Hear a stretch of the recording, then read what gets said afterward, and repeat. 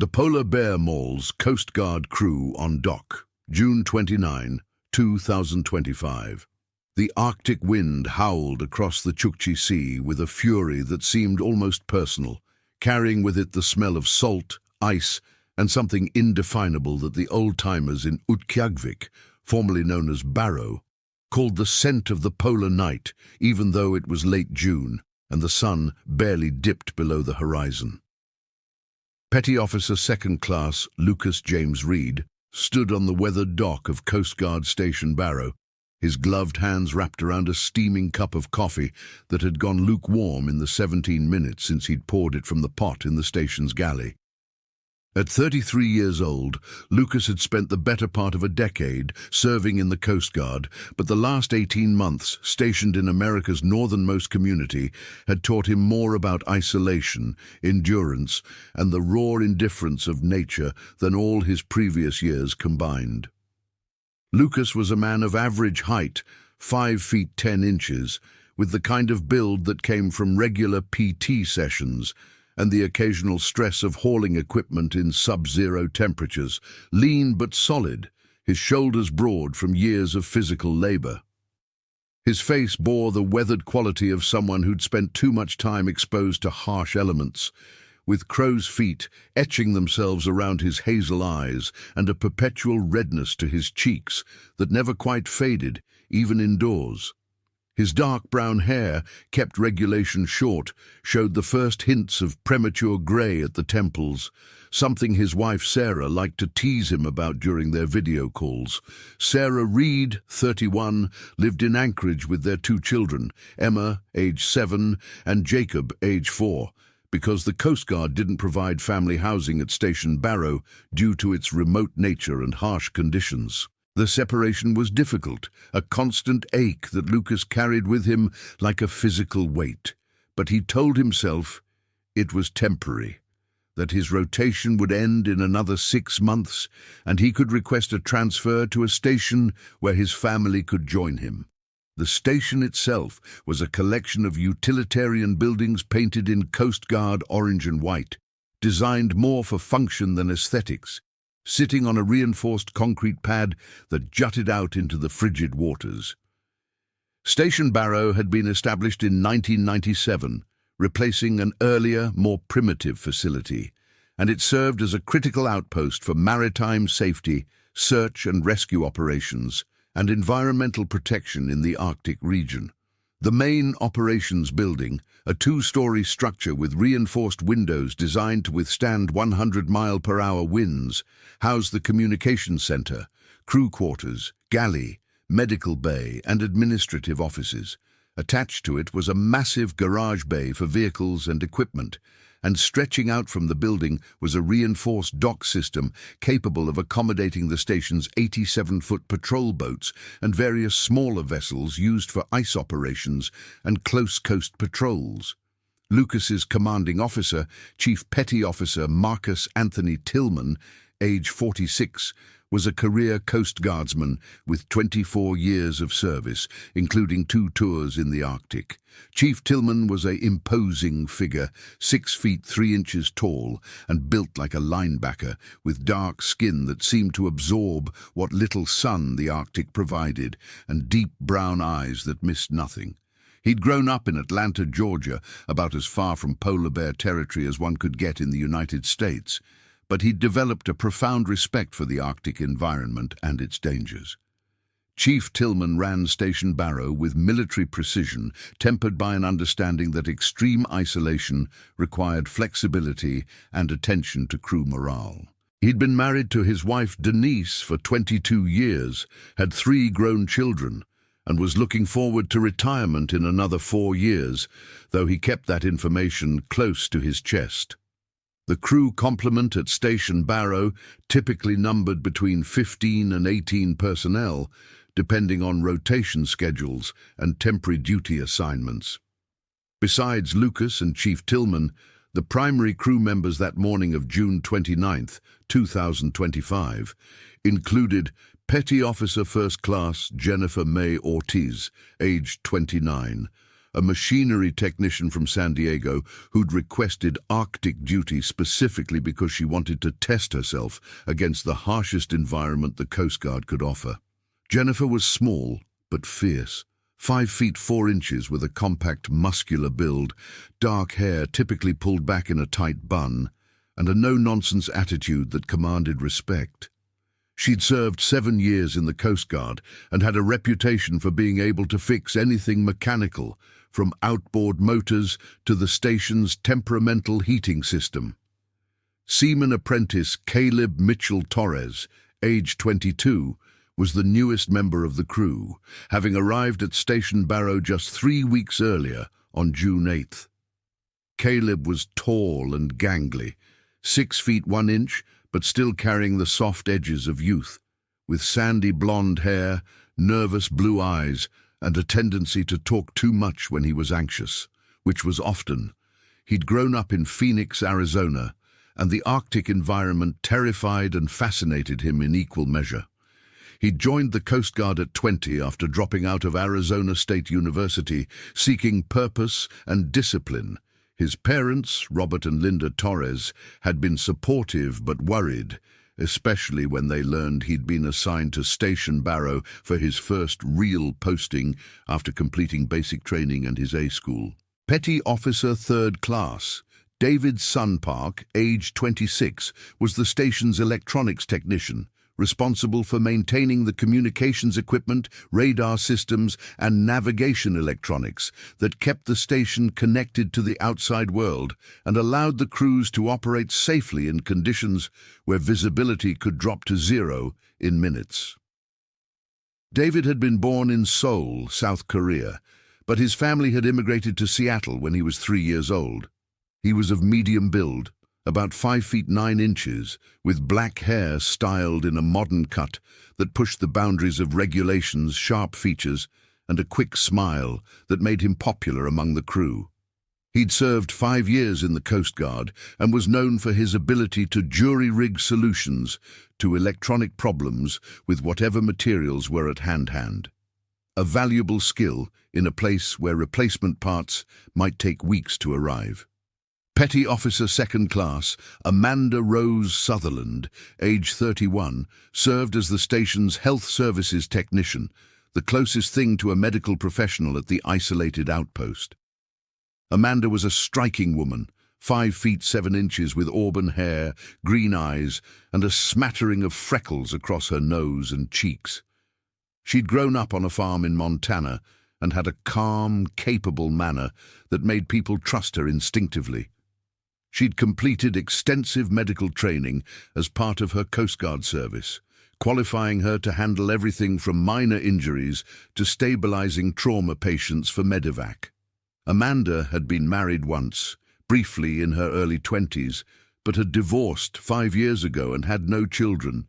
She'd requested the Barrow posting because she wanted to be somewhere that challenged her medically, where she couldn't just send patients to a hospital down the street. Lieutenant Junior Grade Michael Chen, age 27, was the station's operations officer and second in command under Chief Tillman. Michael was the son of Chinese immigrants who'd settled in San Francisco, where his father worked as an engineer and his mother as a professor of mathematics. Michael had graduated from the Coast Guard Academy 4 years earlier, ranking in the top 10% of his class, and he'd been assigned to Station Barrow 8 months ago as part of his professional development. He was serious, conscientious, and perhaps a bit too by the book for some of the crew's tastes, but he was competent and fair. He stood 5 feet 10 inches with a slim build, black hair always perfectly combed, and wire-rimmed glasses that gave him a scholarly appearance. He was engaged to his college girlfriend Lisa Wang, a pediatrician completing her residency in Boston, and they planned to marry the following spring. Boatswain's mate, 2nd Class Robert James Mackenzie, age 35, called Mac by everyone at the station, was in charge of deck operations, boat maintenance, and supervising the junior enlisted personnel during vessel operations. Mac was a veteran with 12 years in the Coast Guard, having served on cutters in the Pacific and the Gulf of Mexico before requesting transfer to the Arctic. He was stocky and powerful, 5 feet 11 inches, with the weathered face of someone who'd spent his life outdoors, a thick beard that he maintained at the maximum length regulations allowed, and hands that looked like they could crush rocks. Mac had grown up in rural Maine, the son of a lobsterman, and he understood boats and the sea in his bones. He was divorced, had 2 teenage sons who lived with their mother in Portland, and he sent them half his paycheck every month without fail. Fireman Garrett Michael Espinoza, aged 24, was responsible for damage control, firefighting equipment, and assisting with engineering duties. Garrett was cheerful and energetic, 5 feet 8 inches, with a compact athletic build, close-cropped dark hair, and a perpetual smile that had earned him the nickname Sunshine from the crew. He'd joined the Coast Guard at 19 after working construction in his hometown of El Paso, Texas, and he'd discovered that he thrived on the combination of physical work and camaraderie that military service provided. Garrett was dating a woman named Maria, who worked as a teacher in Fairbanks, and he made the trip down to visit her whenever he had leave. Petty Officer 3rd Class Rachel Lynn Morrison, age 28, was a maritime enforcement specialist who'd come to Station Barrow on a 6-month temporary assignment to assist with increased patrol activities related to monitoring fishing vessels and oil exploration operations in the region. Rachel was tall, 5 feet 10 inches, with the athletic build from years of playing college basketball, short blonde hair, and pale blue eyes that seemed to see everything. She'd grown up in Minnesota, the daughter of a state police officer, and she'd brought that same law enforcement mentality to her Coast Guard career. Rachel was tough, professional, and not particularly social, preferring to spend her off-duty hours reading or working out in the station's small gym. Seaman Joshua Andrew Fleming, age 23, was another relatively junior member of the crew, having been stationed at Barrow for 7 months. Joshua was working toward qualifying as a boatswain's mate, training under Mac's supervision. He was tall and broad-shouldered, 6 feet 2 inches with red hair, pale skin that burned easily despite the Arctic's weak sun, and a constellation of freckles across his face and arms. Joshua had grown up on a ranch in Wyoming and had joined the Coast Guard because he wanted to see the ocean, never imagining he'd end up in a place where the ocean was frozen solid half the year. He was engaged to his high school sweetheart, Melissa Grant, who waited for him back in Cheyenne. Chief Warrant Officer Karen Elizabeth Delgado, age 39, was the station's executive officer, handling administrative duties, personnel management, and serving as the liaison with Coast Guard District Headquarters in Juneau. Karen was a career Coast Guardsman who'd worked her way up through the enlisted ranks before accepting a warrant officer commission. She was of medium height, 5 feet 6 inches, with a sturdy build, dark hair cut in a practical bob, and brown eyes that could be warm or intimidating depending on the situation. Karen had grown up in New Mexico, the eldest of 6 children in a military family. Her father had served in the army. She was married to a civilian contractor named Thomas Delgado, who worked in telecommunications, and they had a grown daughter attending college in Colorado. Machinery Technician 3rd Class Brandon Scott Hendricks, age 25, worked alongside Jennifer Ortiz, maintaining the station's engines, generators, and mechanical systems. Brandon was quiet and introverted, preferring the company of machines to people, standing about 5 feet 11 inches, with a thin build, dark hair that fell across his forehead, and brown eyes hidden behind constantly smudged glasses. He'd grown up in a series of foster homes in Ohio after his parents died in a car accident when he was 8, and the Coast Guard had become his family. Brandon was brilliant with mechanical systems, but struggled with social interactions, often coming across as awkward or distant. Information Systems Technician 2nd Class Angela Marie Chen, unrelated to Lieutenant Chen, despite sharing a surname age 30, maintained the station's computer networks, satellite communications links, and cybersecurity systems. Angela was petite, 5 feet 2 inches, with a delicate build that belied her mental toughness, long black hair typically braided down her back, and dark eyes that seemed to glow when she was focused on a screen. She'd been born in Taiwan, but raised in California from age 6, and she spoke both Mandarin and English fluently.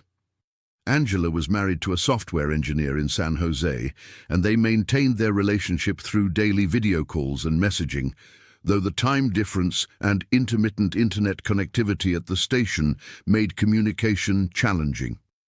Finally, there was machinery technician first class Stephen Paul Rodriguez, age 34, who served as the chief engineer, overseeing all mechanical and electrical systems at the station. Stephen was a solid, reliable presence, 5 feet 10 inches, with a muscular build from years of physical work, dark hair graying at the temples, and a thick mustache. He'd served 14 years in the Coast Guard and had worked at stations from Florida to Washington State before accepting the assignment to Barrow. Stephen was married to his high school girlfriend, Christina, and they had 4 children ranging in age from 13 down to 6. Like Lucas, Stephen's family remained in the lower 48, in their case in San Antonio, Texas, because bringing children to Barrow's isolated and harsh environment wasn't practical. On that morning of June 29, 2025, the date that would become seared into the memory of everyone at Station Barrow, the weather conditions were actually relatively mild by Arctic standards. The temperature hovered around 38 degrees Fahrenheit, with winds out of the north-northwest at 15 knots, gusting to 25. Visibility was good, extending several miles across the grey waters of the Chukchi Sea, though a bank of fog hung on the horizon, threatening to roll in later in the day. The sun, of course, was still visible, despite the early morning hour. At this latitude during late June, the sun circled the sky without setting, creating the phenomenon known as the midnight sun. For newcomers like Caleb Torres, this constant daylight was disorienting, making it difficult to maintain normal sleep patterns and contributing to a vague sense of temporal dislocation. Lucas Reed had been awake since what would have been 0430 if the darkness had provided any natural cues, but which felt like any other time in the endless Arctic day. He'd woken from a restless sleep, plagued by dreams he couldn't quite remember, but which left him with a lingering sense of unease. He'd showered in the station's communal bathroom, dressed in his working uniform, the operational dress uniform consisting of blue pants and a blue shirt with his rank insignia and name tape, and made his way to the galley for coffee. The station didn't have a dedicated cook at present. Budget cuts had eliminated that position 6 months earlier, so the crew took turns preparing meals with varying degrees of success. This morning, Petty Officer Jennifer Ortiz had been on breakfast duty, producing scrambled eggs, bacon, toast, and hash browns that were actually quite good, served cafeteria style for the crew members who happened to be awake and hungry. Lucas had eaten mechanically, his mind already on the day's work schedule, which he'd reviewed the night before with Chief Tillman and Lieutenant Chen. The primary task for the day involved routine maintenance on the station's 2 45-foot response boat medium vessels designated RBM 4521 and RBM 4522, which served as the station's primary patrol craft. These boats were workhorses of the Coast Guard's small boat fleet, capable of operating in severe weather conditions and handling rescue operations in seas that would sink lesser vessels. However, the harsh Arctic environment took a toll on equipment, and constant vigilance was required to keep the boats operational. Additionally, there was scheduled maintenance on the dock itself, which had sustained some minor damage during a storm 2 weeks earlier when ice floes driven by high winds had slammed against the pilings. The damage wasn't critical, the dock remained fully functional, but it needed to be addressed before it worsened. Mac Mackenzie had prepared a work plan that called for inspecting all the pilings, replacing several damaged planks on the deck surface, and reinforcing the ice buffers designed to protect the structure during freeze-up in the fall. The work would require several crew members and most of the day to complete. A third task on the schedule was inventory of the station's fuel supplies. Station Barrow maintained large storage tanks containing diesel fuel for the boats and generators, gasoline for smaller equipment, and aviation fuel for the helicopters that occasionally staged from the station during search and rescue operations. The fuel inventory was conducted monthly, requiring someone to physically check the levels in each tank, compare them against consumption logs, and identify any discrepancies that might indicate leaks or accounting errors. This tedious but necessary task had been assigned to Seaman Torres, supervised by Petty Officer Park. At 0623, according to the detailed timeline that would later be reconstructed by investigators, Chief Tillman conducted the morning briefing in the station's small conference room, which served multiple purposes including meetings, training sessions, and meals when the galley was too crowded. Present at the briefing were Lucas Reed, Jennifer Ortiz, Mac Mackenzie, David Park, Caleb Torres, Joshua Fleming, Brandon Hendricks, Garrett Espinoza, and Lieutenant Chen. The other crew members were either off duty, on watch in the communication center, or handling other assigned tasks around the station. Chief Tillman ran through the day's schedule, reviewing the maintenance tasks, providing updates on weather forecasts. The fog bank was expected to move in by early afternoon, reducing visibility to a quarter mile or less, and reminding everyone to remain vigilant about wildlife. This last point was not casual advice, but a critical safety reminder that was repeated at every briefing. Station Barrow sat in the heart of polar bear territory, and encounters with these massive predators were not uncommon, particularly during the summer months when the sea ice retreated and bears were forced to spend more time on land. Polar bears, known scientifically as Ursus maritimus, are the largest land carnivores on Earth, with adult males weighing between 900 and 1,600 pounds and standing up to 10 feet tall when on their hind legs. Unlike their cousins, the grizzly and black bears, polar bears are true carnivores, feeding primarily on seals and other marine mammals. They are also among the few animal species that will actively hunt humans, viewing us as potential prey rather than as threats to be avoided. The bear's white fur, while providing camouflage against snow and ice, can make them remarkably difficult to spot in the Arctic environment, and their ability to move silently, despite their size, makes them particularly dangerous. The Coast Guard had established protocols for operating in polar bear territory, which were drilled into every crew member during their initial orientation. These protocols included never going outside alone, always carrying a firearm when outside station buildings, making noise to alert bears to human presence, avoiding areas where seals or other marine mammals might be present as these attracted bears, being especially cautious during periods of poor visibility, and reporting any bear sightings immediately to the command center. The station maintained a supply of firearms specifically for bear protection, including several 12-gauge shotguns loaded with special ammunition designed to deter bears. The first round was typically a cracker shell that would explode near the bear to scare it away, followed by slugs capable of killing the animal if it continued to approach. Utqiagvik itself, with a population fluctuating between 4,500 and 4,800 residents depending on the season, had a complicated relationship with polar bears. The indigenous Inupiat people, who comprised the majority of the town's population, had lived alongside these apex predators for thousands of years, developing knowledge and practices that allowed them to coexist.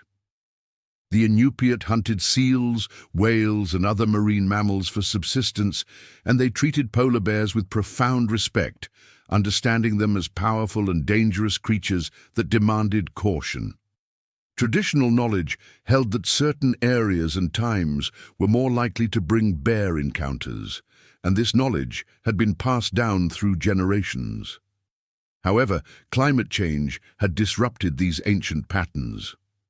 As Arctic sea ice declined due to rising temperatures, the summer sea ice extent had been shrinking at a rate of approximately 13% per decade since satellite monitoring began in 1979.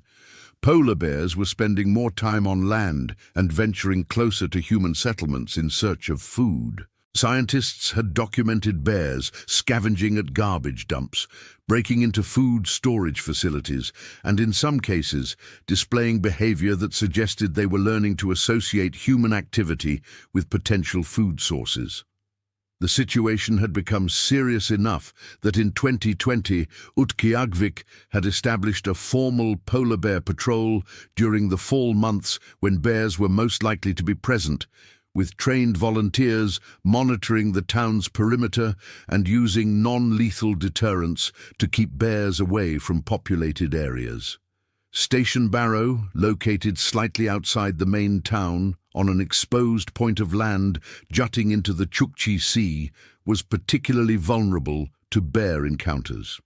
The station's location was ideal for its maritime mission, providing quick access to the water and an unobstructed view of the coast, but it also meant the facility sat directly in the path that bears might take when moving along the shoreline.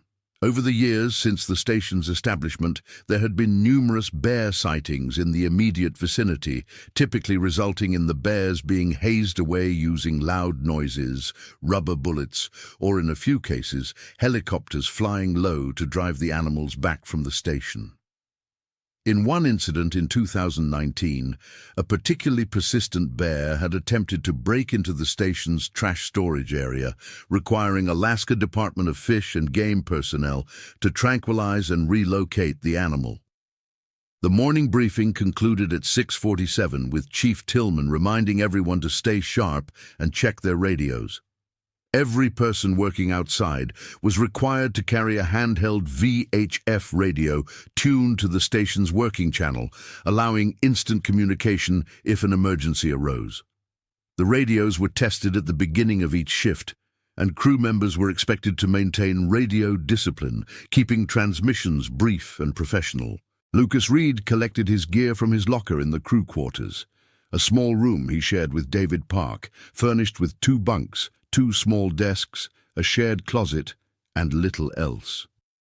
Privacy was minimal at Station Barrow, but everyone understood that was simply the nature of isolated duty stations.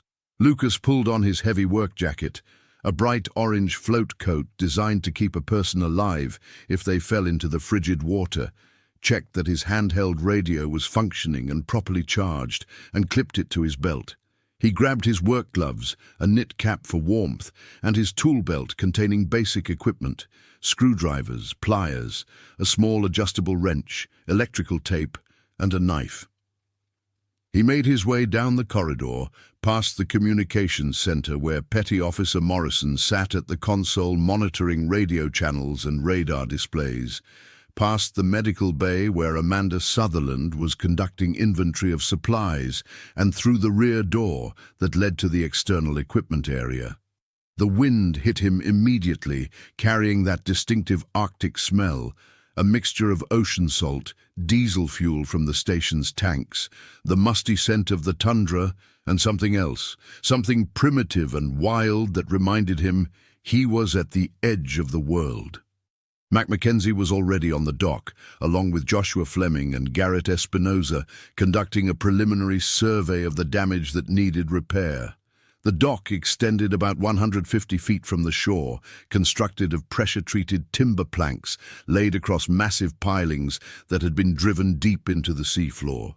The pilings were protected by steel sleeves designed to prevent ice damage, but 2 weeks earlier, a particularly large ice flow had struck with enough force to dent one of the sleeves and crack several planks.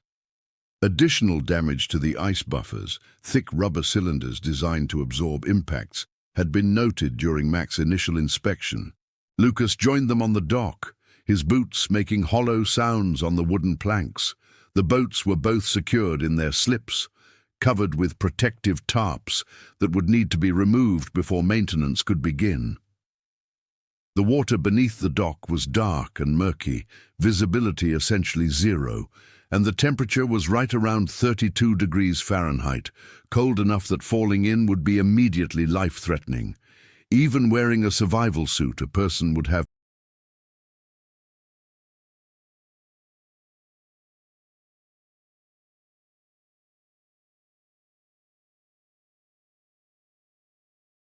perhaps 30 minutes before hypothermia became incapacitating, and significantly less time if wearing regular clothing. "Morning, Lucas," Mac called out, his voice carrying easily in the clear air.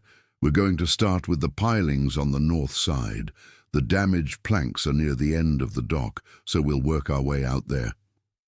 Lucas nodded, following Mac's pointing finger to see the section in question.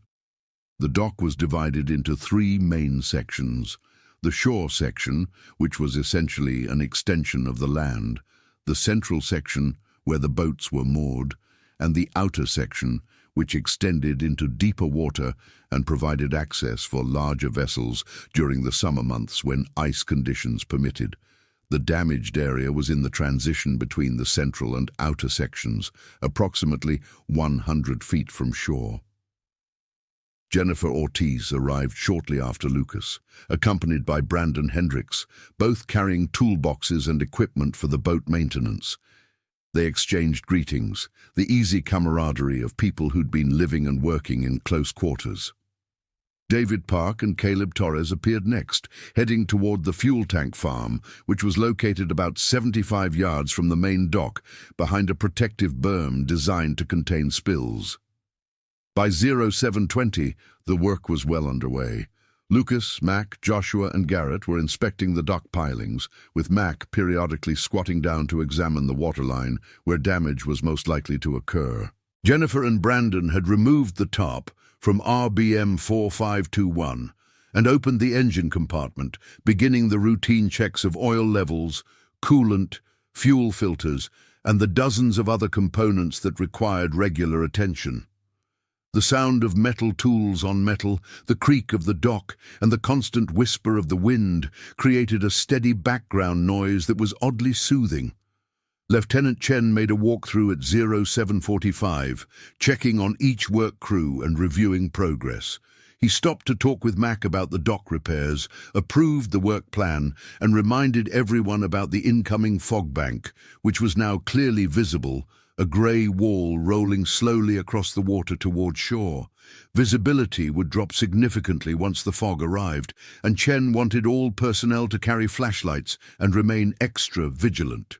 At 0812, Caleb Torres radioed from the fuel tank farm to report that he and David Park had completed the visual inspection of the tanks and were beginning the manual measurements of fuel levels. This process involved lowering a weighted measuring tape into each tank through an access port and recording the depth, which would then be converted to volume using calibration charts. It was tedious work, requiring careful attention to avoid contaminating the fuel or introducing air bubbles that would throw off the measurements. The morning progressed routinely. The sun continued its endless circle in the sky, providing light but little warmth. The temperature remained steady in the upper 30s. The wind picked up slightly, now gusting to 30 knots, making the dock sway minutely on its pilings, a sensation that newcomers found disturbing, but which veterans barely noticed. Lucas worked steadily, his hands moving with the automatic precision of experience as he helped Mac install new bolts in a damaged ice buffer mounting. At 0856, Jennifer Ortiz discovered an issue with one of the boat's engine mounts. The rubber isolation system designed to prevent vibration from damaging the hull had deteriorated prematurely, probably due to the extreme cold. She radioed the command center to request permission to order replacement parts, knowing that delivery might take 2 weeks or more, depending on transportation availability. Chief Tillman, who was monitoring the radio, approved the request and told Jennifer to document the condition with photographs for the maintenance log. At 09:23, Rachel Morrison, still on watch in the communications center, received a radio call from a fishing vessel operating about 40 miles offshore, reporting that they'd spotted several polar bears on an ice floe. Morrison logged the report, as was standard procedure, and included the bear's approximate location and heading. The information was relevant because bears on ice floes sometimes rode the currents back toward shore, and it helped build a picture of bear activity in the region. Morrison made an announcement over the station's intercom system, informing all personnel of the sighting, reminding them to stay alert, and noting that the bears were too far away to pose any immediate threat to the station. This report, which seemed routine at the time, would later take on terrible significance. Lucas heard the announcement through his handheld radio. He glanced around automatically, scanning the shoreline and the tundra that stretched away from the station toward the town of Utqiagvik. The terrain was mostly flat, covered with low vegetation, mosses, lichens, and stunted grasses that had adapted to the harsh climate and shallow active layer of soil above the permafrost. Here and there, puddles and small ponds dotted the landscape, remnants of snowmelt that would persist through the brief summer. Visibility was still good, at least a mile or more, and Lucas saw nothing concerning.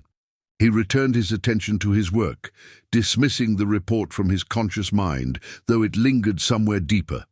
A small alarm bell that wasn't quite ringing yet. By 10:15, the fog bank had crept closer. Now perhaps half a mile offshore, its leading edge a gradual gradation from clear air to milky opacity. Mac decided to finish the critical repairs to the dock pilings before the fog reduced visibility too much. He sent Joshua Fleming back to the equipment shed to fetch additional lumber for replacing the damaged planks, while he and Lucas and Garrett continued working on reinforcing the ice buffer mounts. Jennifer and Brandon had completed their inspection of the first boat and were making a list of maintenance items that would need to be addressed. Besides the engine mount issue, they'd found a few minor problems: a frayed electrical wire, a corroded connection on the bilge pump, and a small hydraulic leak in the steering system. All were manageable issues, the kind of routine wear and tear that constant attention prevented from becoming serious problems. They moved on to the second boat, RBM 4522, pulling back its tarp and beginning the same systematic inspection. David Park and Caleb Torres finished their fuel inventory at 10:42, finding everything in order with no significant discrepancies. They radioed the command center to report completion of their task, and Chief Tillman instructed them to return to the station for reassignment. As they walked back from the fuel tank farm, Caleb was chattering nervously about how strange he found the constant daylight, how it played tricks on his sense of time, how he kept waking up in the middle of what his body thought should be night, only to find bright sunlight streaming through the window. David listened patiently, offering occasional comments, but mostly just letting the younger man talk. He'd learned that Caleb processed stress through conversation, and that fighting it was pointless. At 11:08, Chief Tillman stepped outside for a walkthrough, accompanied by Lieutenant Chen. They made their way to the dock, where Mac provided an update on the repair progress. Everything was proceeding smoothly. Mac estimated they'd be finished with the critical repairs by early afternoon, well before the fog arrived in force. Tillman nodded approvingly, complimented the crew on their work, and headed back inside. Chen remained a few minutes longer, talking with Jennifer about the boat maintenance findings and discussing when they'd need to order parts and schedule more extensive repairs. At 11:34, Amanda Sutherland came outside to take a break, walking out onto the dock to get some fresh air after spending the morning in the medical bay doing inventory and paperwork. She'd been at Station Barrow for 11 months now, and while she'd adapted to the isolation, The confined spaces sometimes got to her. She stood at the railing, looking out at the approaching fog, which was now perhaps a quarter-mile away, and feeling the wind on her face. She noticed that the temperature seemed to be dropping slightly. The wind had shifted more northerly, coming straight off the ice pack, and she pulled her jacket tighter. Lucas was nearby, kneeling on the dock while tightening a bolt, and he glanced up when Amanda appeared. They'd become friends over the months, bonding over their shared experience of being away from family, and they sometimes talked during meals about their lives back home, their hopes for the future, their strategies for coping with isolation. "How's the inventory going?" Lucas asked. "Tedious but necessary," Amanda replied with a slight smile. "We're well stocked on most things, running a bit low on certain antibiotics, but nothing critical. I put in a requisition that should arrive on the next supply flight." She paused, looking out at the water. "Fog's coming in." "Yeah, Mac wants to get the critical repairs done before visibility drops too much." Lucas finished tightening the bolt and stood, stretching his back. "Should be another hour or so." They talked for a few more minutes, their conversation meandering through various topics. Amanda mentioned she'd received a letter from her mother. Lucas talked about a video call with his kids before Amanda headed back inside, leaving Lucas to his work. The fog arrived at 12:07, rolling over the dock like a living thing, reducing visibility from over a mile to less than 100 yards in the span of minutes. The change was dramatic. One moment the world was relatively clear, the next it was wrapped in grey. Sound became muffled and distances hard to judge. The work crews turned on their flashlights, the beams creating cones of illumination in the murk. Mac made another round of radio checks, confirming that everyone could still communicate clearly, and decided to push forward with the work. They were close to finishing the piling repairs, and visibility was still adequate for the task at hand. At 12:29, Joshua Fleming returned from the equipment shed with a cart loaded with lumber planks, nails, and additional tools. The cart's wheels rattled on the dock surface as he pushed it out toward where Mac, Lucas, and Garrett were working.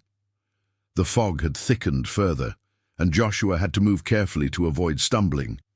The dock's edge was less than clearly visible, and falling into the water would be catastrophic. Jennifer and Brandon completed their inspection of the second boat at 12:47, finding similar minor issues as with the first boat. Jennifer made detailed notes in her tablet, photographing each problem area for the maintenance records. She was meticulous about documentation, understanding that in the Coast Guard's bureaucracy, proper records could mean the difference between getting needed parts quickly or waiting months for approval.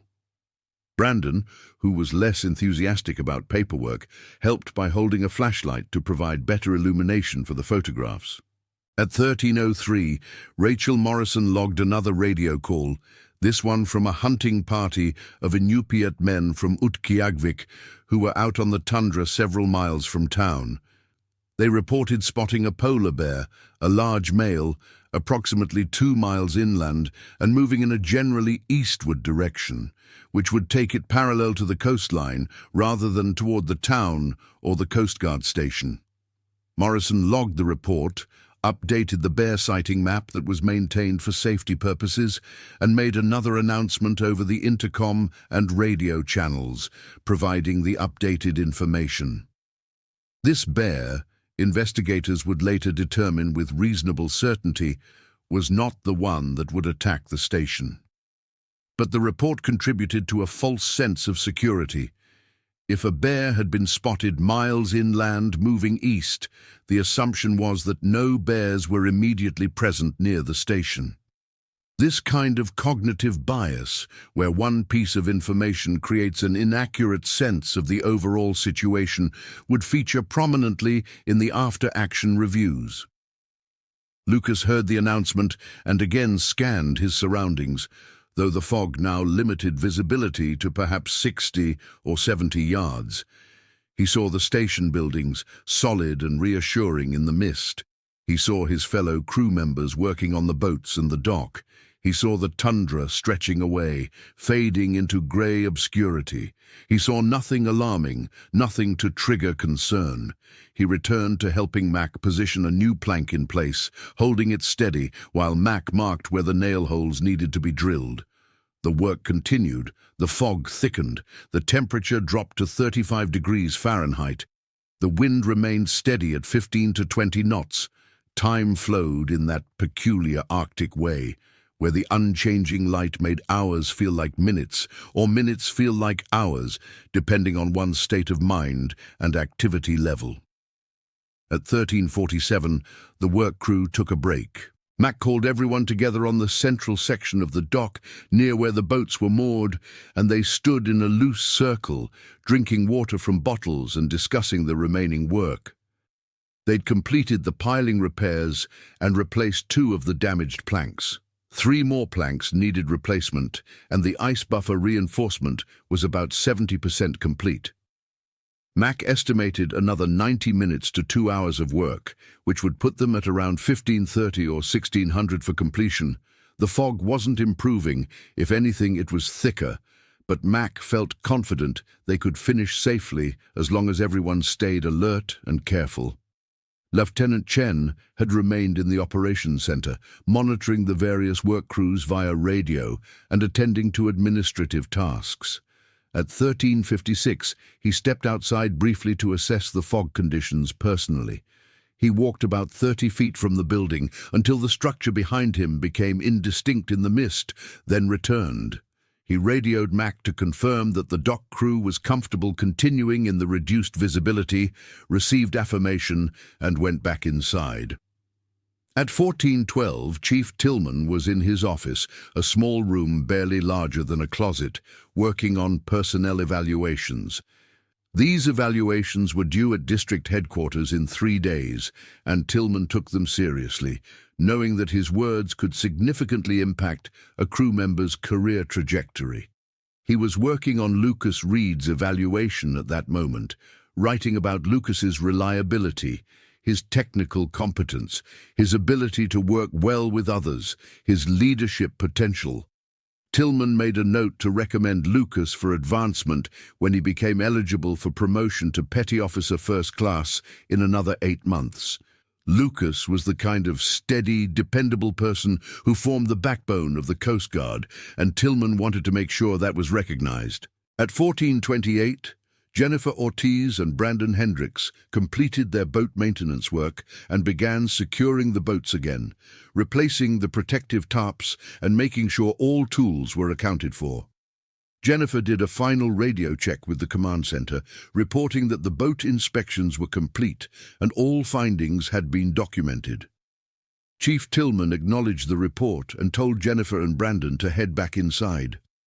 At 14:33, Karen Delgado, the station's executive officer, was in the communications center talking with Rachel Morrison about an administrative issue related to personnel transfers. Delgado had been informed that Seaman Torres would likely be reassigned in another month to a station in the Pacific Northwest, and she was working on finding a replacement. The conversation was routine, the kind of bureaucratic housekeeping that occupied much of Delgado's time. At 14:41, the Bear emerged from the fog. Later, after extensive investigation and review of all available information, wildlife biologists and animal behavior experts would attempt to reconstruct the bear's movements and motivations in the hours leading up to the attack. The bear was an adult male, subsequently estimated to have weighed approximately 1,200 pounds and measured nearly 9 feet from nose to tail. Its age was determined through post-incident analysis of tissue samples to be approximately 14 years old, mature, experienced, and in its physical prime. The bear had been tagged by researchers 6 years earlier, in 2019, during a capture and collar study of polar bear movements in the region, and it had been designated as Bear M247 in the research database. Bear M247's tracking collar had failed in 2021, a common occurrence with these devices, so researchers had no detailed information about its movements in the years since. However, genetic analysis and comparison with tissue samples from other incidents suggested this bear had been involved in at least 2 previous encounters with humans. A break-in at a hunting cabin in 2022 and an attempted entry into the Utqiagvik community landfill in 2023. Both incidents had ended without human casualties, the bear being hazed away with rubber bullets and loud noises. But they established that this particular bear had lost some of its natural wariness of humans and had learned to associate human presence with potential food sources. The bear's behavior on June 29, 2025, suggested it had been moving along the coastline from west to east, probably following the shore in search of seal carcasses or other food. Polar bears in summer often scavenged opportunistically, their usual diet of seals harder to obtain with the retreat of sea ice. The bear would have detected the Coast Guard station from a considerable distance. Polar bears have extraordinarily acute senses of smell, capable of detecting seals beneath 3 feet of ice from nearly a mile away, and their vision and hearing are also excellent. The combination of human scent, diesel fuel, cooking odors, and other station smells would have created an olfactory beacon. The fog had provided the bear with excellent cover for its approach. Moving silently despite its massive size, using natural terrain features and the limited visibility to remain undetected, the bear had approached to within approximately 150 yards of the station before pausing.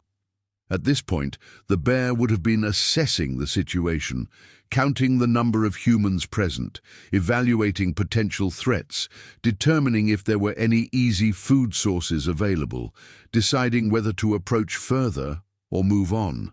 What the bear saw was 5 humans clustered on a dock extending into the water: Mac Mackenzie, Lucas Reed, Garrett Espinoza, Joshua Fleming, and David Park, who'd returned to help with the final stages of dock repairs. They were focused on their work, talking among themselves, using tools that made metallic sounds. They were not paying attention to their surroundings, lulled by the routine nature of the work and perhaps by the fog itself, which created a sense of isolation and privacy. The bear made its decision and began to move forward. At 14:43, David Park happened to glance toward shore, his mind not on any particular thought, just taking a momentary break from the physical work of handling lumber. He saw movement in the fog, something large and pale, and for a fraction of a second, his brain couldn't process what his eyes were seeing.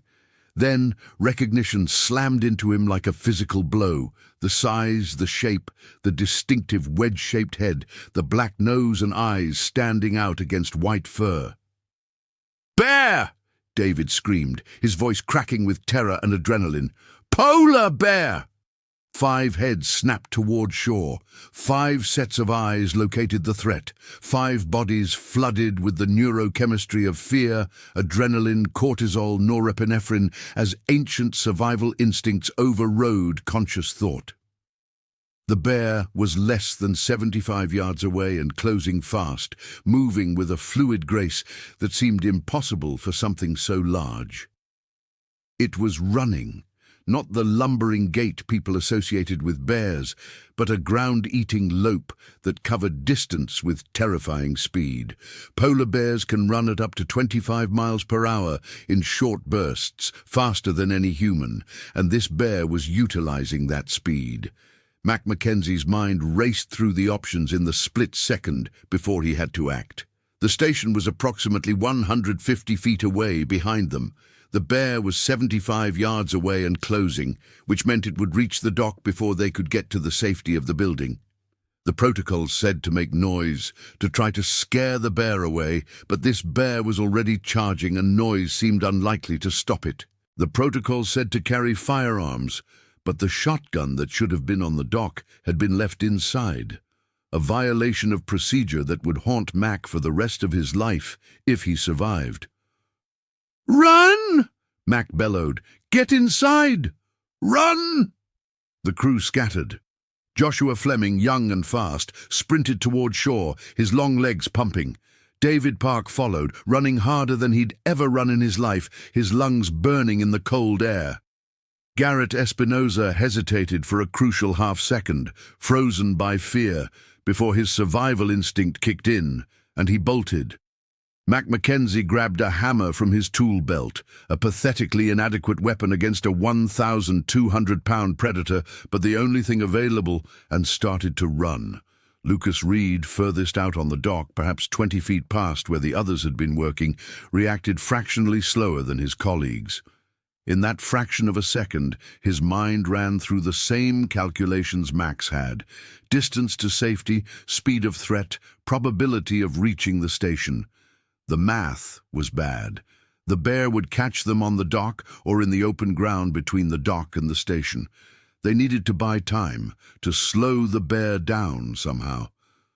Lucas turned and ran, but not toward shore.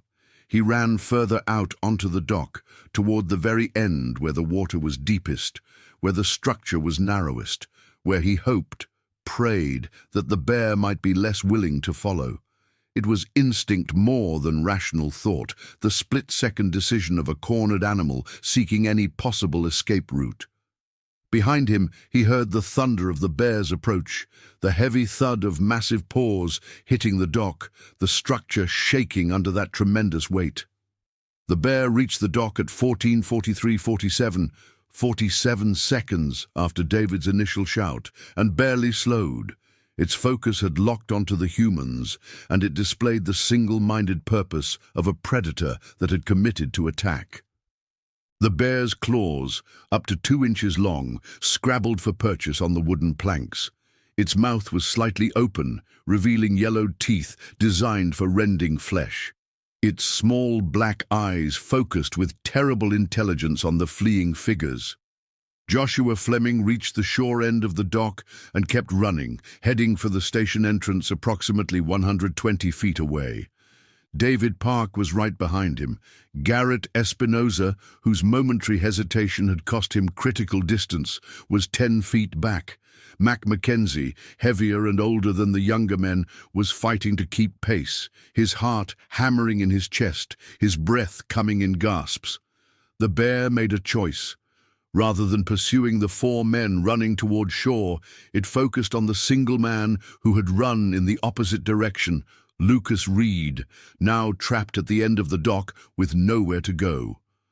Perhaps the bear's predatory instinct recognized the isolated target as easier prey. Perhaps it was simply the angle of Lucas's movement that triggered the bear's chase reflex. Whatever the reason, the bear thundered down the length of the dock toward Lucas. Lucas reached the end of the dock and spun around, his back against the railing, his options exhausted. The bear was 20 feet away, then 15, then 10, closing the distance with nightmare speed. Lucas could see every detail with the hyper-clarity of mortal terror. The bear's fur, not pure white, but a yellowish cream color, stained darker around the muzzle. The small ears set far back on the massive head. The powerful shoulders and front legs that gave the animal its incredible strength, the black pads on the underside of its paws, the claws, slightly curved, capable of splitting a skull with a single swipe. Time seemed to distort, moments stretching and compressing. Lucas had the absurd thought that he should have told Sarah he loved her this morning during their scheduled call. But he'd been distracted and rushed, and the call had been brief and routine. He thought of his children, Emma and Jacob, and the plans they'd made for his next leave, how they were going to go camping and fishing, and he'd teach them to identify constellations. He thought of all the ordinary moments he'd taken for granted, all the times he'd been impatient or distracted or focused on work instead of the people he loved. He thought of how desperately he wanted to live, to have more time, to see his kids grow up. The bear reached Lucas at 14:44:03, 16 seconds after it had stepped onto the dock. Lucas raised his arms instinctively, a futile gesture of defense against a force of nature. The bear reared up on its hind legs, towering over Lucas's 6-foot frame, and then it struck. The initial blow came from the bear's right paw, a sweeping strike that connected with Lucas's raised left arm. The force was immense. Later estimates by forensic analysts suggested the impact delivered between 1,000 and 1,500 pounds of force per square inch. Lucas's ulnar and radius bones shattered instantly, both breaking in multiple places, the jagged ends tearing through muscle and tissue. Lucas's body was thrown sideways by the impact, slamming into the dock railing, with enough force to crack several ribs on his right side. Lucas screamed, a sound of agony and terror that carried clearly across the water and to the shore, despite the muffling fog. He tried to move, to crawl.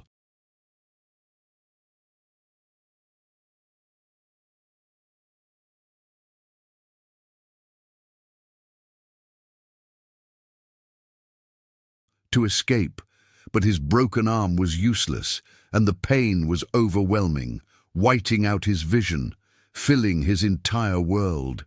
The bear dropped back to all fours and moved forward, positioning itself over Lucas's body, asserting dominance over its prey. The second strike came immediately, the bear's left paw smashing down on Lucas's shoulder and upper chest. More bones broke, the clavicle snapping like a dry twig, several ribs fracturing, the shoulder joint dislocating. The bear's claws raked through Lucas's heavy jacket, through the uniform shirt beneath, into flesh. 4 parallel cuts opened across Lucas's shoulder and upper chest, each roughly half an inch wide and penetrating 2 to 3 inches deep. Blood immediately began flowing, soaking into Lucas's clothing, pooling on the dock surface.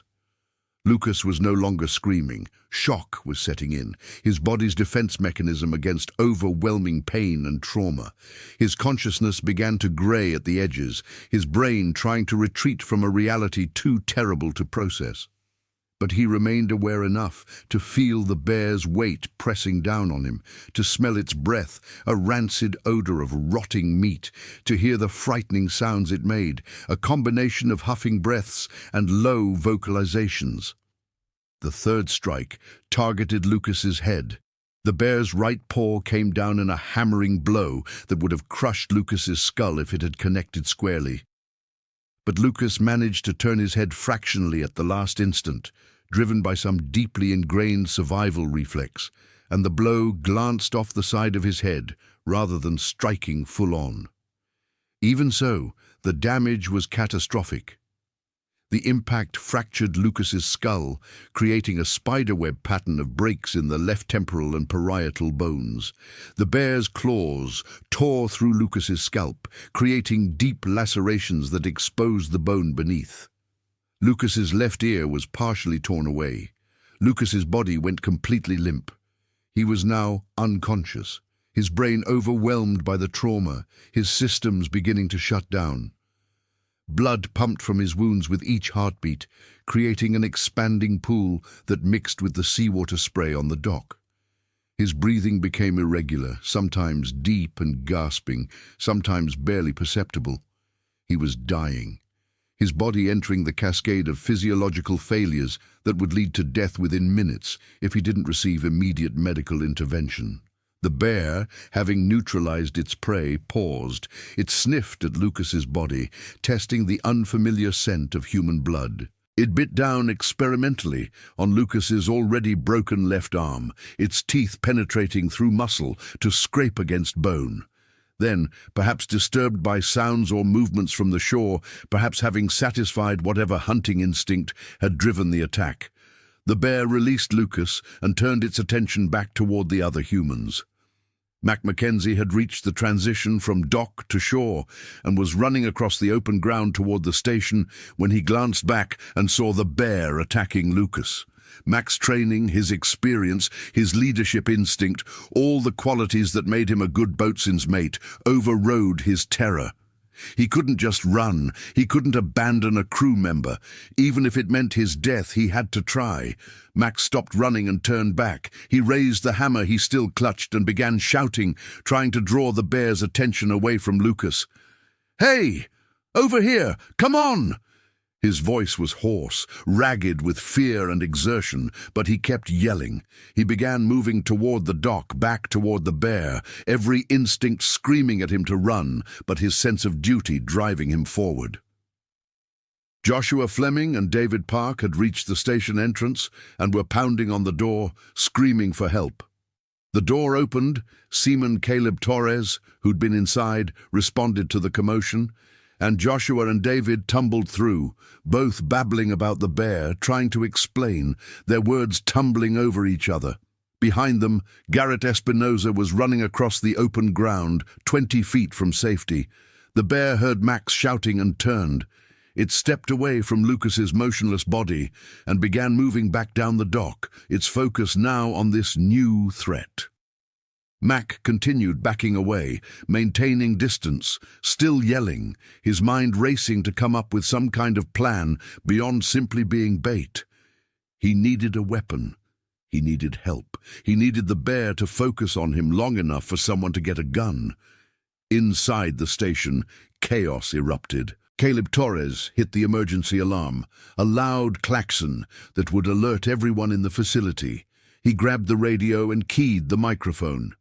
"Emergency! Emergency! Polar bear attacking crew on dock! Emergency!" His voice was shrill with panic, breaking on the last word. Chief Tillman was out of his office instantly, training taking over. He ran to the armory, a locked cabinet near the main entrance, fumbled with his keys, his hands were shaking, got the cabinet open. Inside were 3 shotguns and several boxes of ammunition. Tillman grabbed the nearest shotgun, a Remington 870 pump-action 12-gauge, checked that it was loaded. It was. Standard procedure was to keep the firearms ready, and chambered around. The weapon was loaded with the standard bear deterrent sequence. First 2 rounds were cracker shells, designed to explode near the bear to scare it. The remaining 3 rounds were rifled slugs, solid projectiles capable of penetrating deep enough to reach vital organs on even a large bear. Lieutenant Chen appeared, his face pale but controlled. "How many people are outside?" he asked, his voice steady despite the circumstances. "Mac, Lucas, Garrett, Joshua, David were on the dock," Tillman replied, moving toward the exit. "Jennifer and Brandon were on the boats, but I think they came in earlier." "We need more weapons," Chen said. He turned back to the armory, grabbed the second shotgun, a Mossberg 500 also loaded and ready. Amanda Sutherland ran past them, heading for the medical bay. She knew her role in an emergency: prepare for casualties, gather supplies, be ready to provide immediate care. Her mind was already running through scenarios, inventorying what she'd need: trauma supplies, pressure bandages, 4 fluids, her emergency kit, possibly surgery if the injuries were severe enough, and there wasn't time for medevac. Rachel Morrison, still in the communications center, was on the radio requesting immediate assistance. "Coast Guard Station Barrow to any unit. Emergency traffic. Polar bear attack in progress. Request immediate assistance. Law enforcement, Fish and Game, anyone who can respond." She was also pulling up contact numbers for Alaska Department of Fish and Game, the North Slope Borough Polar Bear Patrol, Alaska State Troopers. Anyone who might be able to help. Chief Tillman burst through the exterior door, shotgun raised, eyes scanning for the bear. The fog made visibility terrible. He could see perhaps 50 feet clearly, maybe 75 feet, as indistinct shapes. He saw Mac Mackenzie backing away from the dock, still shouting. He saw movement on the dock. The bear, massive and terrifyingly close. He saw Garrett Espinoza, who'd nearly reached the building. "Mac, fall back! Get back here!" Tillman shouted. He began moving forward, weapon raised, trying to get a clear shot, but terrified of hitting Mac if he fired while the bear was between him and the boatswain's mate. The bear, now in a state of high arousal, was moving back up the dock. It saw Mac, saw Tillman, saw Garrett. So many threats, so much stimulus, the situation escalating beyond simple predation into a defensive aggression. The bear huffed, a loud exhalation that sounded like a steam engine, and increased its pace. Mac turned and ran, abandoning any thought of drawing the bear away, focused entirely on survival. The bear was faster.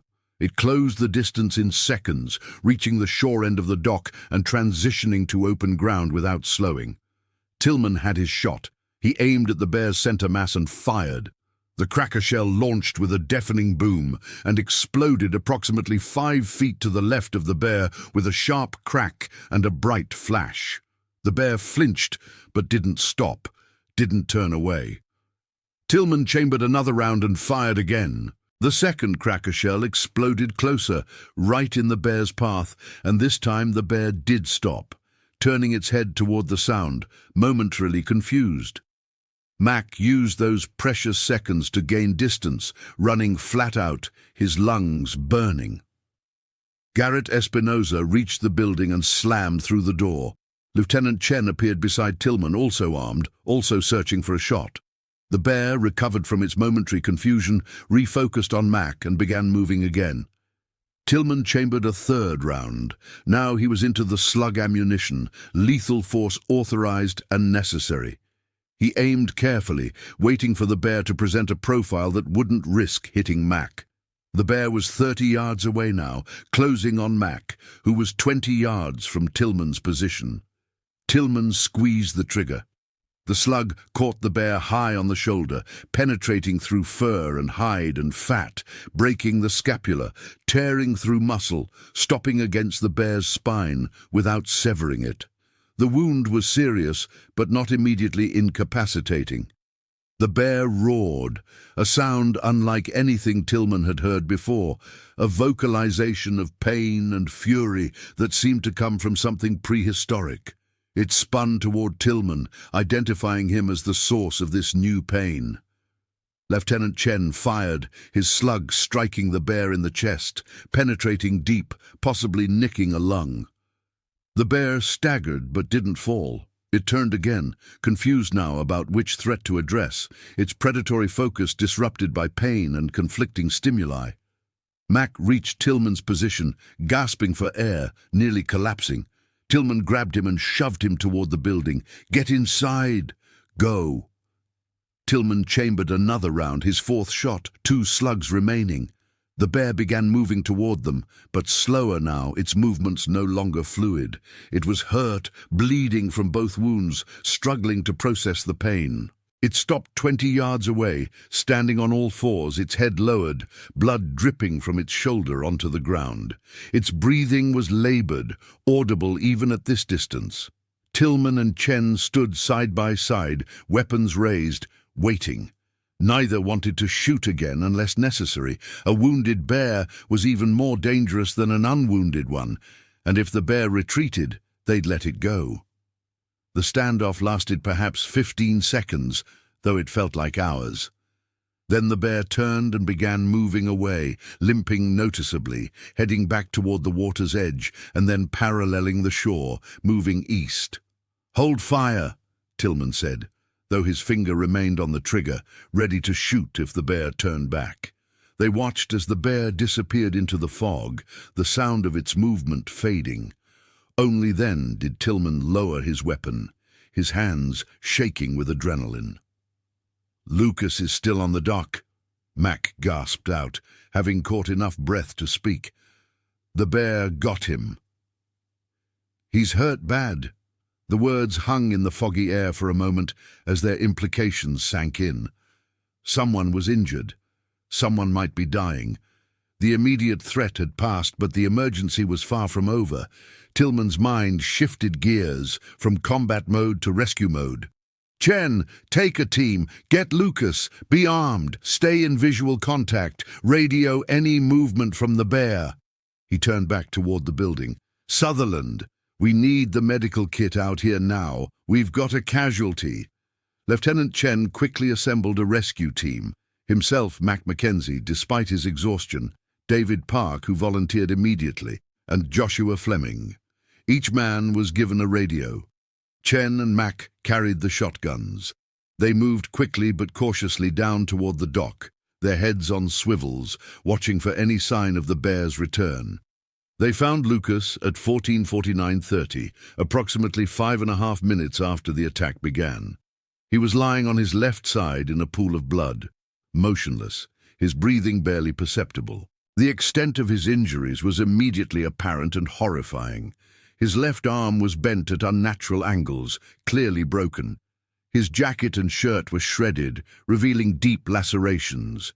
His head was bloody, his hair matted with blood that continued to flow from multiple scalp wounds. "Oh, Jesus," David whispered, his face going pale. Joshua looked away, fighting nausea. Mac knelt beside Lucas, checking for a pulse. He found one, thready and rapid, but present. "He's alive. We need to move him now."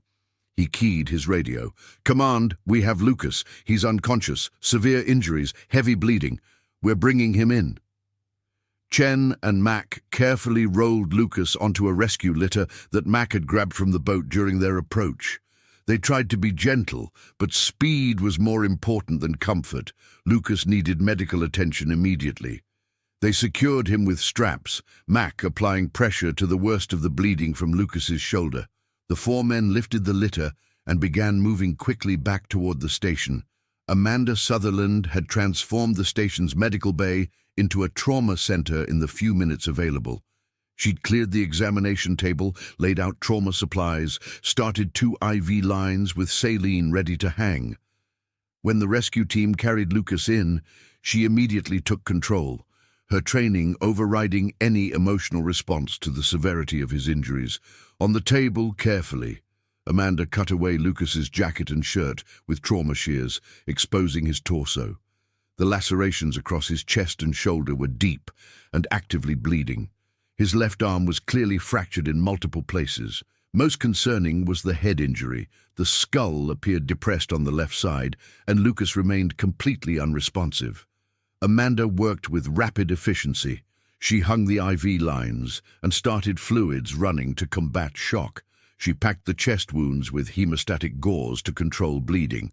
She applied pressure bandages. She carefully examined Lucas's head, feeling the fractures beneath her gloved fingers, noting the irregularity of his skull that indicated serious damage.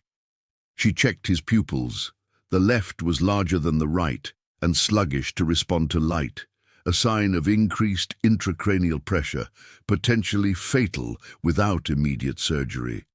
"His brain's swelling," Amanda said, addressing Chief Tillman, who stood nearby. "He needs to be in a hospital. He needs a neurosurgeon. If we can't get him evacuated in the next hour, he's going to die." Tillman nodded, his expression grim. "Morrison's already working on medevac. Stand by." He moved to the communication center, where Rachel Morrison was on multiple radio channels simultaneously, coordinating emergency response. Morrison had reached the Alaska Rescue Coordination Center in Juneau, which was the central coordinating body for search and rescue operations in Alaska. The on-duty controller, a Coast Guard Master Chief named Robert Paulson, was already mobilizing resources. The closest medevac helicopter, a Coast Guard MH-60 Jayhawk based in Kodiak, was too far away, nearly 800 miles, which would require multiple refueling stops and take hours. However, there was a civilian medevac service operating out of Fairbanks called Arctic Air Ambulance, and they had an aircraft on standby. Paulson was in contact with them now, arranging for immediate launch. The aircraft was a Beechcraft King Air 200, modified for medical transport, with a medical crew consisting of a flight nurse and a paramedic. The flight time from Fairbanks to Utqiagvik would be approximately 90 minutes, weather permitting. However, the fog at Barrow was a problem. Visibility was well below minimums for landing. The pilots would have to assess conditions on arrival and decide whether they could safely land or whether they'd have to divert to an alternate airport and wait for conditions to improve. Tillman received this information from Morrison and relayed it to Amanda. 90 minutes minimum until air evac arrival, possibly longer if the fog didn't lift. Amanda's face tightened. She returned to Lucas, checking his vital signs. His blood pressure was dangerously low despite the IV fluids, 70/40, when it should have been around 120/80. His pulse was 140 beats per minute, fast and weak. His respiratory rate was irregular. All signs pointed to severe shock and ongoing deterioration. "We need to slow the brain swelling," Amanda said, thinking aloud. She administered mannitol, a medication that could temporarily reduce intracranial pressure by drawing fluid out of the brain tissue. It was a stopgap measure, buying time but not solving the underlying problem. Lucas needed surgery, and soon. At 15:08, approximately 24 minutes after the attack began, Amanda noticed a change in Lucas's breathing pattern. It had become slow and irregular, with long pauses between breaths, a pattern called Cheney-Stokes respiration that often indicated severe brain injury. Then Lucas's breathing stopped entirely. "He's not breathing!" Amanda immediately began rescue breathing, using a bag valve mask to force air into Lucas's lungs. She checked for a pulse, still present but weaker. She continued rescue breathing, one breath every 5 seconds, watching Lucas's chest rise and fall with each squeeze of the bag. Jennifer Ortiz appeared in the doorway. "What can I do?" "Get on the other side. Be ready to help with CPR if his heart stops." Jennifer moved into position, and together she and Amanda maintained the rhythm of artificial respiration. Minutes passed. Lucas's pulse continued, his heart still struggling to pump blood through his damaged body. But without his brain sending signals to breathe, he was entirely dependent on Amanda's efforts to keep oxygen flowing. This was not sustainable long-term. Amanda couldn't manually breathe for him for 90 minutes or more until the medevac arrived. "I'm going to intubate him," Amanda decided. She prepared the equipment, a curved blade laryngoscope and an endotracheal tube.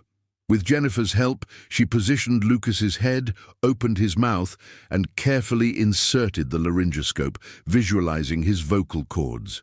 She threaded the endotracheal tube through the cords into his trachea, removed the laryngoscope, and inflated the cuff that would hold the tube in place.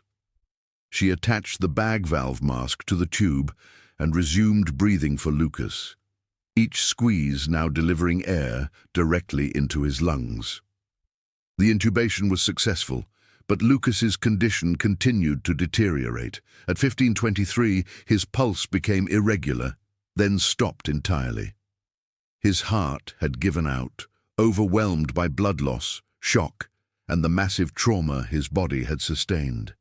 "Starting CPR," Amanda said, her voice flat and professional, betraying none of the emotion she felt. Jennifer immediately began chest compressions, pushing hard and fast in the center of Lucas's chest, following the rhythm she'd learned in training. Amanda delivered 2 breaths for every 30 compressions, the 2 women falling into a coordinated pattern. CPR in a real emergency is brutal and exhausting. Jennifer pushed with enough force to compress Lucas's sternum 2 inches with each thrust, feeling his ribs flex beneath her hands, hearing the disturbing sounds his chest made. After 2 minutes, her arms were burning. After 4 minutes, she was gasping for breath. Amanda took over compressions while Jennifer caught her breath. Then they switched back. They continued this way, trading off every 2 minutes, fighting to keep blood circulating through Lucas's dying body. At 15:34, Amanda paused compressions long enough to check for a pulse. Nothing. She resumed CPR. They'd been at this for 11 minutes now, both women soaked with sweat despite the cool air, both struggling to maintain the necessary force and pace. The medical literature said that CPR should be continued until either the patient recovered or the decision was made to cease efforts, but Amanda knew the grim statistics. The longer CPR went on without return of spontaneous circulation, the less likely recovery became, and if there was recovery, the more likely severe brain damage would result. But she couldn't stop, not yet. Not while there was still a chance, however small, that the medevac would arrive in time and Lucas could be saved. So she and Jennifer continued, 2 minutes on, 2 minutes off, compressions and breaths, fighting against death with everything they had. Chief Tillman stood in the medical bay doorway, watching the desperate effort to save Lucas Reed's life, feeling utterly helpless. He'd been in command of Coast Guard units for 15 years, had faced storms and fires and maritime disasters, but he'd never lost a crew member under his command. The weight of that possibility sat on his chest like a physical burden. He found himself praying, not something he did often, but it seemed appropriate now. Please, let the helicopter get here. Please, let Lucas survive. Please don't let me have to call his wife and tell her she's a widow. At 15:47, Rachel Morrison's radio crackled with a transmission from Arctic Air Ambulance. Station Barrow, Arctic 18. We're 20 minutes out.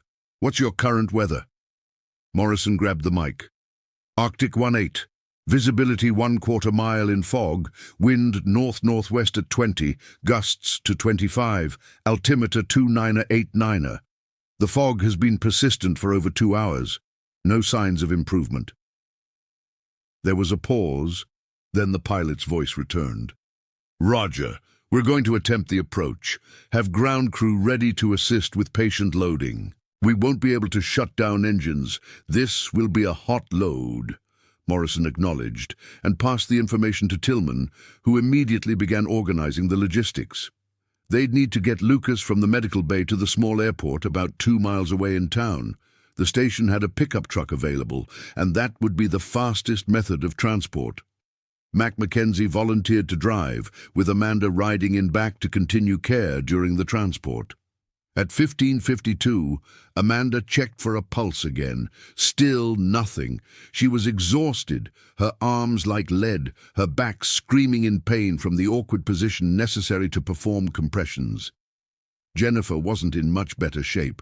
They'd been doing CPR for nearly half an hour now, an eternity in an emergency situation. Amanda looked up at Chief Tillman, a question in her eyes.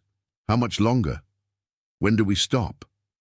Tillman understood the look. He checked his watch.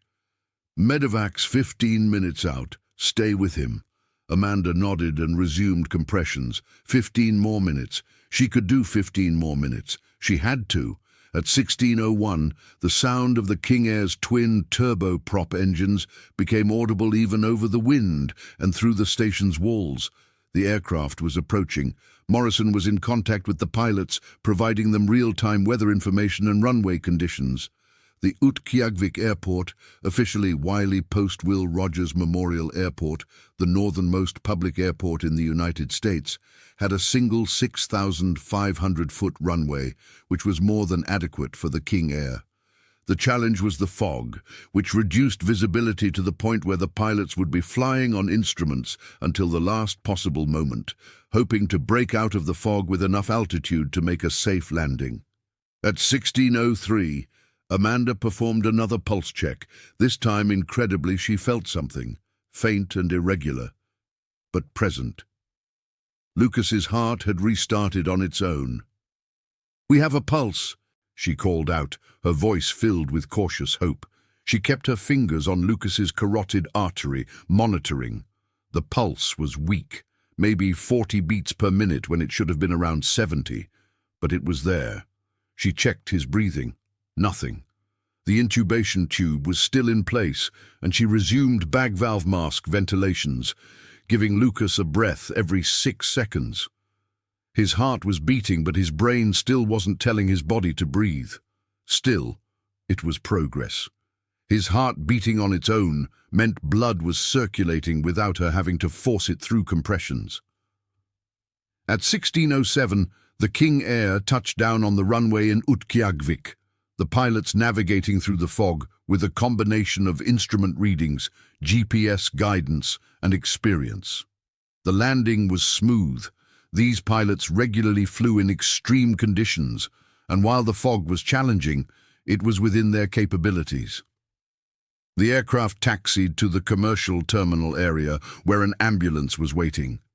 Mac had already loaded Lucas into the pickup truck, with Amanda in the bed beside her patient, still maintaining his breathing. Jennifer Ortiz came along to help. They'd wrapped Lucas in blankets to maintain body temperature and secured him as well as possible for the short drive. As soon as word came that the medevac had landed, Mac started the truck and began the drive to the airport.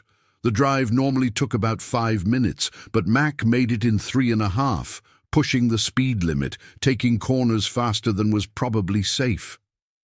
In the back, Amanda braced herself against the truck's movements while continuing to squeeze the bag valve mask, maintaining Lucas's respiration.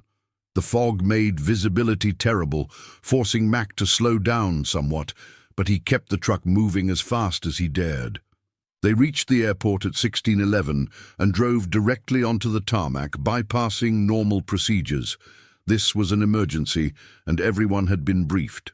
The King Air sat with engines running, its propellers creating a windstorm that whipped the fog into swirling patterns. The medical crew, flight nurse Sarah Chen and paramedic Mark Anderson, met them at the truck. Sarah Chen was a veteran of emergency medicine, having worked as a trauma nurse in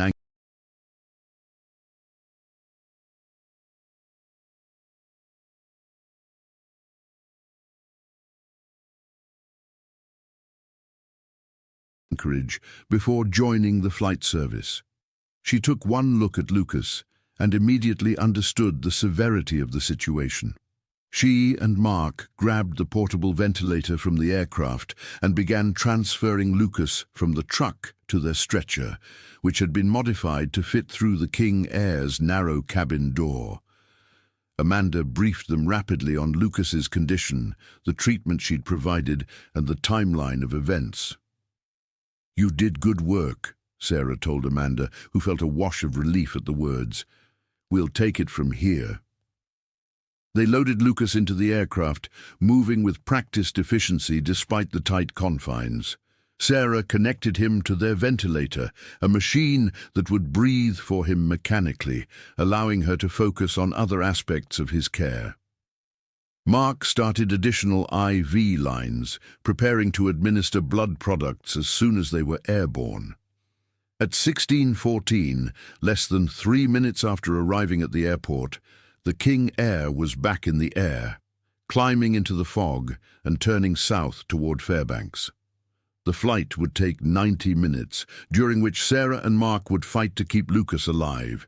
His blood pressure remained critically low, his brain continued swelling, and his body was in profound shock. The trauma surgeons and neurosurgeon waiting at Fairbanks Memorial Hospital had been briefed and were preparing their operating rooms, but Lucas's survival was far from certain. Back at the Coast Guard station, the crew was dealing with the aftermath of the attack. Chief Tillman had established a command post in the operations center and was coordinating multiple ongoing efforts. The wounded bear needed to be located.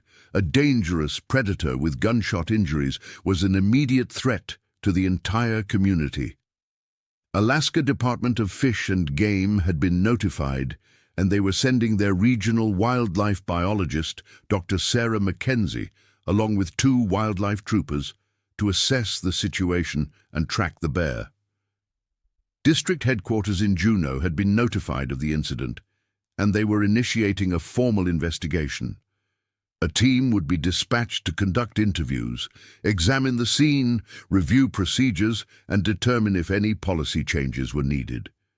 Coast Guard Investigative Service would also likely get involved, as they handled serious incidents involving injury or death. Tillman had the difficult responsibility of notifying Lucas's family. He'd waited until Lucas was successfully loaded on the medevac before making the call, wanting to be able to provide Sarah Reed with as much information as possible. The call was brief and terrible. Tillman explained that Lucas had been injured in a polar bear attack, that his injuries were very serious, that he'd been evacuated to Fairbanks Memorial Hospital, and that she should get there as quickly as possible. Sarah's reaction was exactly what he'd expected and dreaded. Initial disbelief, then questions he couldn't fully answer, then the kind of anguished crying that made Tillman's throat tighten with sympathy. He'd given her the hospital's contact information, assured her that Lucas was receiving the best possible care, and promised to keep her updated on any developments. The station had to continue functioning despite the trauma of the attack. Chief Tillman assigned personnel to various tasks. Some continued normal operations, monitoring radio channels and maintaining readiness for any emergency calls. Others dealt with the immediate aftermath, documenting the scene, collecting evidence, providing statements. Several crew members were obviously shaken, and Tillman made arrangements for them to speak with the station's designated stress counselor via phone, knowing that the psychological impact of the attack would affect everyone differently. Amanda Sutherland, exhausted from her efforts to save Lucas, sat in the galley drinking coffee and staring at nothing. Her hands were shaking, a delayed adrenaline reaction. Jennifer Ortiz sat across from her, also dealing with the aftermath. Neither woman spoke for several minutes. Finally, Jennifer said, "Do you think he'll make it?" Amanda considered the question carefully. Her medical training told her the odds were not good. Severe traumatic brain injury, massive blood loss, cardiac arrest, prolonged CPR. But she also knew that people could surprise you, could survive against impossible odds. "I don't know," she said honestly, "but we gave him a chance. Without what we did, he'd definitely be dead. Now, we'll see." Mac Mackenzie was outside, standing alone near where the attack had occurred, looking at the bloodstains on the dock that marked where Lucas had fallen. Mac was a tough man, weathered by years of hard work and harsh conditions, but he was having trouble processing what had happened. He kept replaying the moment when the bear charged, kept second-guessing his decisions. Should he have insisted everyone carry firearms? Should he have positioned lookouts? Should he have called off the work when the fog rolled in? The fact that protocol had been violated, the shotgun that should have been on the dock had been left inside, weighed heavily on him. Lieutenant Chen found Mac standing there and joined him. They stood in silence for a while before Chen spoke. "This wasn't your fault. I'm responsible for safety during deck operations," Mac replied, his voice rough. "Lucas got hurt on my watch. That's on me." "We all share responsibility," Chen said. "I was the operations officer. I approved the work plan. I could have insisted on better bear protocols. We all could have done things differently." He paused. "But you know what? We've conducted hundreds of operations out here without incident. We followed most of the procedures. We reacted appropriately when the threat materialized. Sometimes bad things happen despite everything you do right." Mac wanted to believe that, but guilt wasn't rational. He knew he'd be carrying this with him for a long time. At 17:23, Dr. Sarah Mackenzie arrived at the station with Alaska Wildlife Troopers James Redding and Michael O'Connor. Dr. Mackenzie was a woman in her early 50s, with grey-streaked brown hair pulled back in a ponytail, weathered skin from years of outdoor work, and intense blue eyes. She'd been studying polar bears in the Arctic for nearly 30 years and had dealt with numerous human-bear conflict situations. Troopers Redding and O'Connor were experienced officers who'd worked in rural Alaska for over a decade each, accustomed to dealing with dangerous wildlife. Chief Tillman briefed them on the attack, providing a detailed timeline and description of events. Dr. Mackenzie examined the blood trail left by the wounded bear, following it from the dock, along the shore, until it disappeared into the fog and broken terrain about 300 yards from the station. The bear had been moving east, consistent with its pre-attack direction of travel. The amount of blood suggested serious injuries, but probably not immediately fatal ones. Polar bears were incredibly resilient animals. "We need to track and locate this bear," Dr. Mackenzie said. "A wounded bear is unpredictable and potentially more dangerous than a healthy one. It may seek shelter to recover, or it may become increasingly aggressive. Either way, we can't leave it out there injured." She looked at Tillman. I'd like to use your facilities as a staging area for the tracking operation. We'll need to wait for the fog to lift before we can use the helicopter, but we can begin on foot now with proper precautions." Tillman agreed immediately, offering whatever support the station could provide. Dr. Mackenzie and the troopers began preparing their equipment: rifles, radios, GPS units, first aid supplies, and a tranquilizer gun in case they were able to approach the bear close enough to drug it.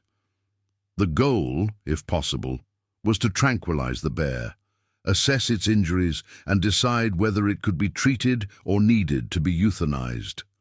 The tracking team set out at 17:45, moving slowly and carefully through the fog, following the blood trail. They were accompanied by Mac Mackenzie, who insisted on participating, and Petty Officer Morrison, who was an experienced outdoorswoman having grown up hunting in Minnesota. The fog remained thick, reducing visibility to less than 50 yards, making the search difficult and dangerous. The team moved in a tight group, weapons ready, everyone hyper-alert for any sign of the bear. They tracked the blood trail for nearly 2 hours, moving east along the coast, covering approximately 1.5 miles. The bear's trail was erratic, suggesting it was in pain and confused. In several places the bear had stopped, probably to rest, and there were areas where it had lain down, leaving larger pools of blood. Dr. Mackenzie examined these areas carefully, using her knowledge of bear behavior to try to predict the animal's movements. At 19:47, with the fog finally beginning to thin as evening approached, the tracking team heard a sound ahead of them, a huffing, snorting noise that immediately identified the bear's location. Dr. Mackenzie signaled for everyone to stop and take cover. They were approximately 60 yards from the sound, too far for a tranquilizer shot, but close enough for extreme caution. Trooper Redding used binoculars to scan the area ahead. He spotted the bear lying on its side, in a shallow depression partially hidden by low vegetation. The bear appeared to be in severe distress, its breathing labored and visible even at this distance. The injuries from Tillman's and Chen's shots were clearly serious. The bear's left shoulder was matted with blood, and blood also stained its chest. Dr. Mackenzie assessed the situation. The bear was badly injured, likely dying already from its wounds. Attempting to dart it with tranquilizer could kill it outright given its weakened state, and approaching to provide medical care would be extremely dangerous, even if the bear appeared incapacitated.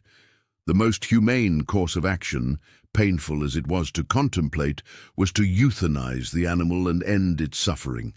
She conferred with the troopers, and they agreed. Trooper O'Connor, who was an excellent marksman, positioned himself with a clear line of fire. He raised his rifle, a .338 Winchester Magnum more than adequate for killing a bear, aimed carefully at the bear's skull, and fired. The shot was clean, instantly killing the animal. Its suffering ended. The team approached cautiously, confirming the bear was dead before moving close enough to examine it.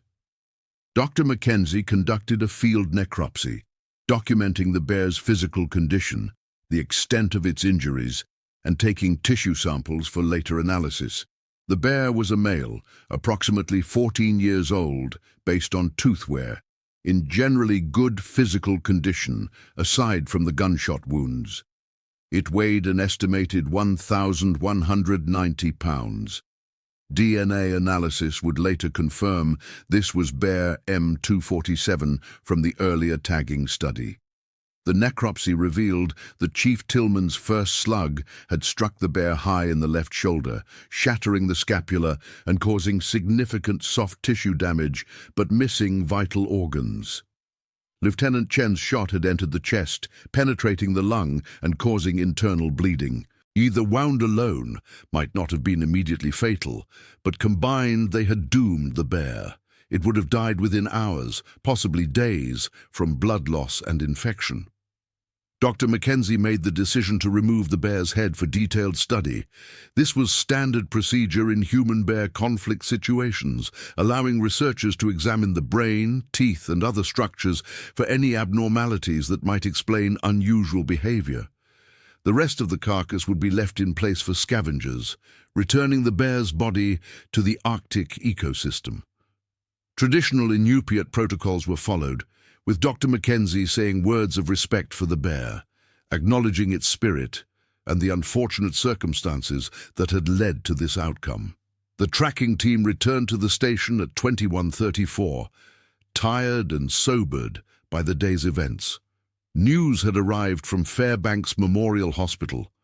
Lucas Reed was out of surgery but in critical condition in the intensive care unit.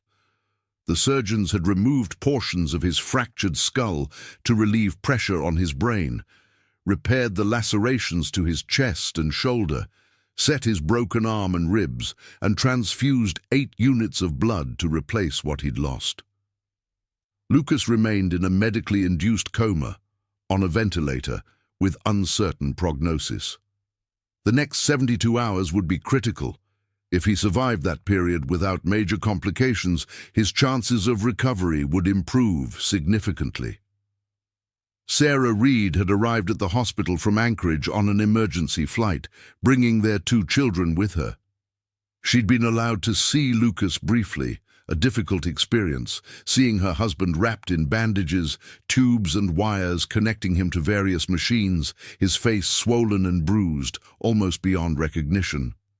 The neurosurgeon, Dr. James Harrison, had been honest with her about Lucas's condition. He had suffered severe traumatic brain injury.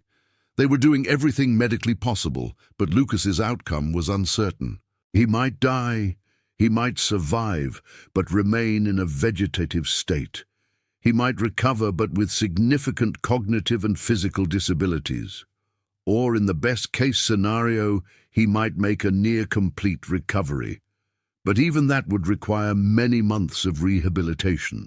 Sarah had sat by Lucas's bedside, holding his uninjured hand, talking to him even though he couldn't hear her, telling him about the kids, about their home, about all the things they'd do together when he recovered.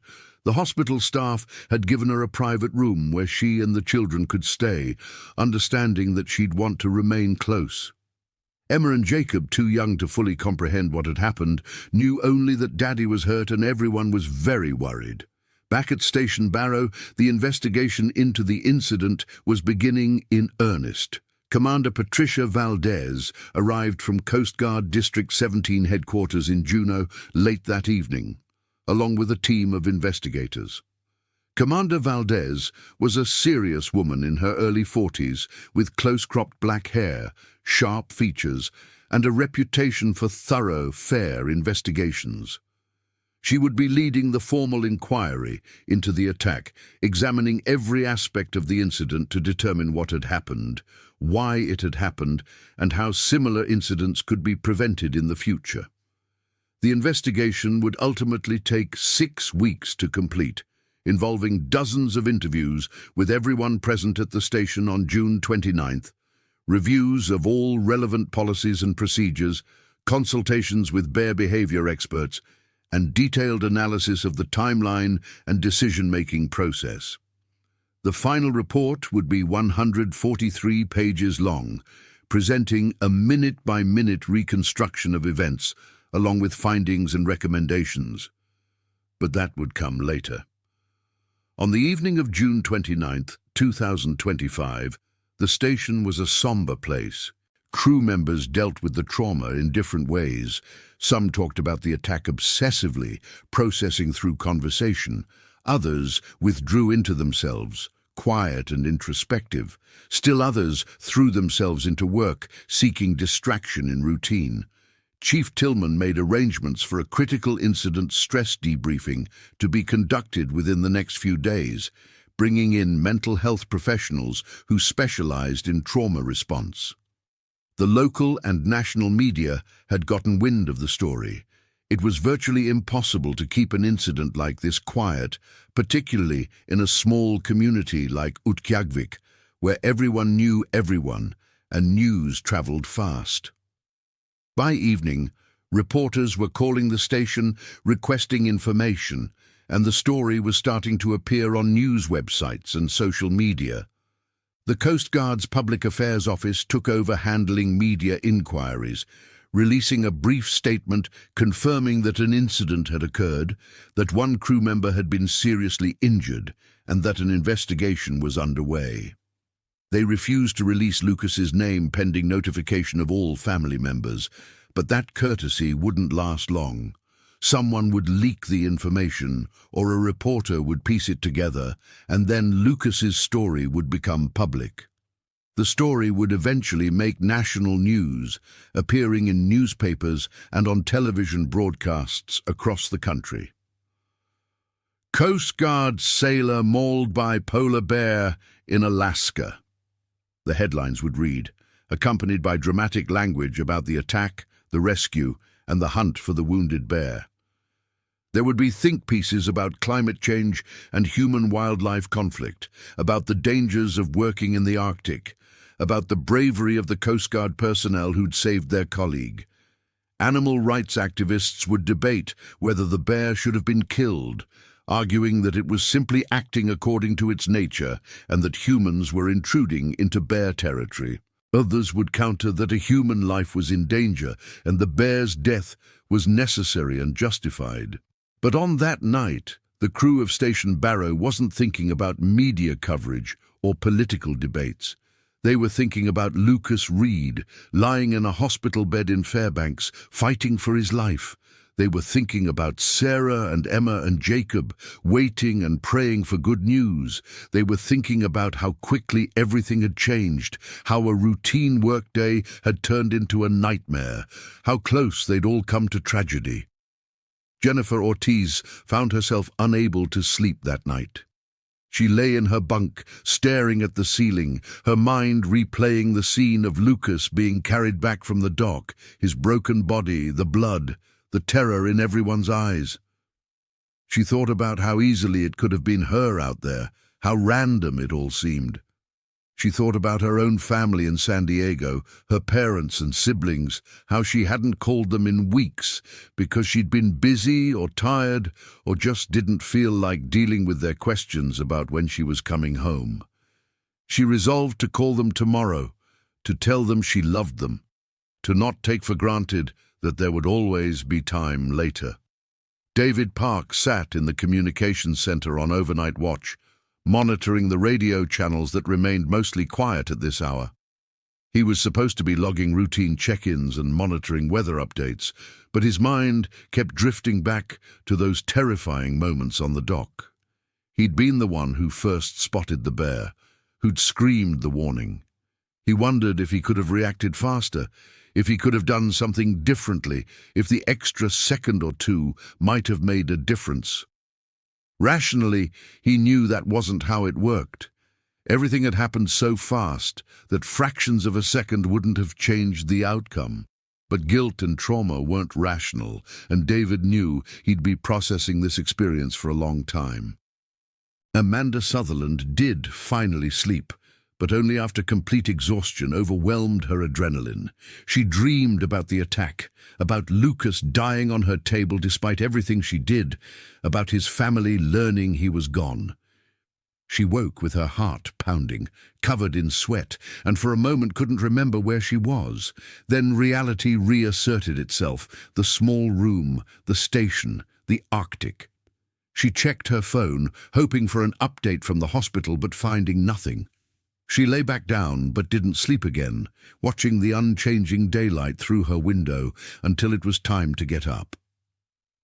Chief Tillman spent the night working, too wired and stressed to even consider sleeping.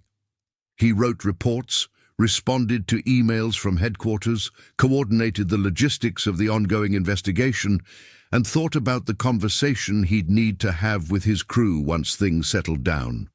They'd been through a trauma, and trauma had a way of affecting people in unexpected ways. Some might want to transfer away from Station Barrow, unable to cope with the memories and the continued presence of polar bears. Others might become hypervigilant, unable to focus on their work because they were constantly scanning for threats. Still others might develop PTSD, experiencing flashbacks and anxiety that would require professional treatment. Tillman had already made calls to ensure counseling resources would be available. The Coast Guard had support systems in place for situations like this, and he intended to make sure every member of his crew had access to whatever help they needed. He also knew that he'd need support himself. He was the commanding officer, responsible for the safety and well-being of his crew, and Lucas's injury felt like a personal failure, even though intellectually he knew that wasn't fair or accurate. The sun continued its circuit of the sky, never setting, marking time in that peculiar Arctic way. June 29th, 2025, slowly transitioned into June 30th, though the unchanging light made it difficult to mark the passage. The Coast Guard station continued its mission. There were still vessels to monitor, waters to patrol, emergencies to respond to. Life went on, as it always did, even in the shadow of tragedy. Over the next several days, updates trickled in from Fairbanks Memorial Hospital. Lucas Reed remained in critical condition, but he was stable. His brain's swelling was gradually decreasing under the influence of medications and the reduced intracranial pressure from the surgery. He remained in a coma, on a ventilator, but his vital signs were improving incrementally. After 5 days, the medical team attempted to reduce his sedation and allow him to begin waking up, the true test of how much brain function remained. Lucas's awakening was gradual and incomplete. He showed some responses to stimulation. His eyes would flutter open briefly. He'd move his uninjured arms slightly. He'd grimace when uncomfortable. But he didn't track with his eyes, didn't follow commands, didn't give any clear sign of awareness or cognition. The doctors cautioned Sarah that this was not unexpected. Recovering from traumatic brain injury was a slow process that could take weeks or months. The fact that Lucas was showing any responses at all was actually a positive sign, but there were no guarantees, no way to predict how much function he might ultimately recover. After 2 weeks, Lucas was stable enough to be transferred from the intensive care unit to a step-down unit for continued monitoring and care. He was breathing on his own now, no longer requiring the ventilator, though he had a feeding tube providing nutrition since he couldn't yet swallow safely. Physical therapists began working with him daily, moving his limbs to prevent muscle atrophy and joint contractures, trying to stimulate his nervous system and promote healing. Occupational therapists and speech therapists would join the effort once Lucas showed more signs of awareness. Sarah Reed became intimately familiar with the routines of the rehabilitation unit, spending 12 to 14 hours a day at the hospital, leaving only when exhaustion forced her back to the family housing. Emma and Jacob stayed with Sarah's mother, who'd flown up from Seattle to help with childcare. Sarah felt torn between her children and her husband, wanting to be present for both, but feeling like she was failing at both. She talked to Lucas constantly during her vigil, reading him stories, playing music he liked, showing him photos of the kids, hoping that something would break through the fog in his brain and bring him back to her. At 3 weeks post-injury, Lucas opened his eyes and looked directly at Sarah, with clear focus for the first time since the attack. "Sarah," he whispered, his voice raspy from disuse. Sarah burst into tears, clutching his hand, pressing the call button to summon the nurses. Lucas was confused and disoriented. He didn't remember the attack or anything after it, and he had trouble understanding where he was or what had happened. But he recognized Sarah. He knew his own name. He could answer simple questions. It was the breakthrough everyone had been hoping for. Recovery from that point was still slow and challenging.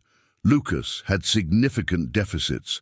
His memory was impaired. He had weakness on his left side from the brain injury. He struggled with balance and coordination, and he experienced severe headaches. His broken arm healed slowly, requiring 2 additional surgeries to properly align the bones and insert stabilizing hardware. His shoulder injuries left him with reduced range of motion that would require months of physical therapy to improve. The psychological impact was perhaps the most challenging aspect. Lucas experienced nightmares about the attack, developed anxiety about being outdoors, and struggled with depression as he confronted the reality of his injuries and the long road to recovery. But Lucas was alive, and he was recovering, and for Sarah and their children and everyone at Station Barrow, that was a kind of miracle. The doctors eventually gave Lucas a cautiously optimistic prognosis. With extensive rehabilitation, he might recover enough function to return to a relatively normal life. He would never be the same as before the attack, and his Coast Guard career was likely over given the extent of his injuries. But he could potentially return to independent living, could be a father to his children, could rebuild his life. The investigation into the attack concluded in early August 2025 with the release of the Coast Guard's official after-action report. The report's findings were nuanced and multifaceted.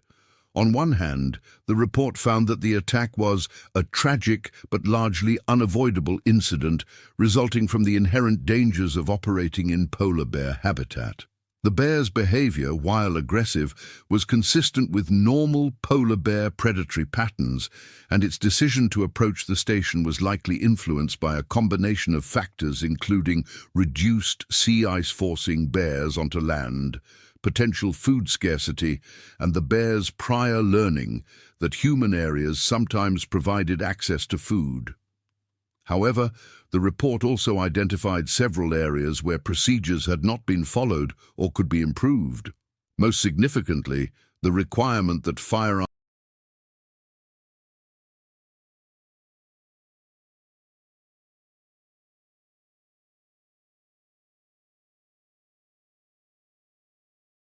be immediately accessible during outdoor operations had been violated. The shotgun that should have been on the dock had been left inside the station. The report noted that while this violation might not have prevented the attack, it could have allowed for earlier intervention that might have reduced Lucas's injuries or prevented them entirely.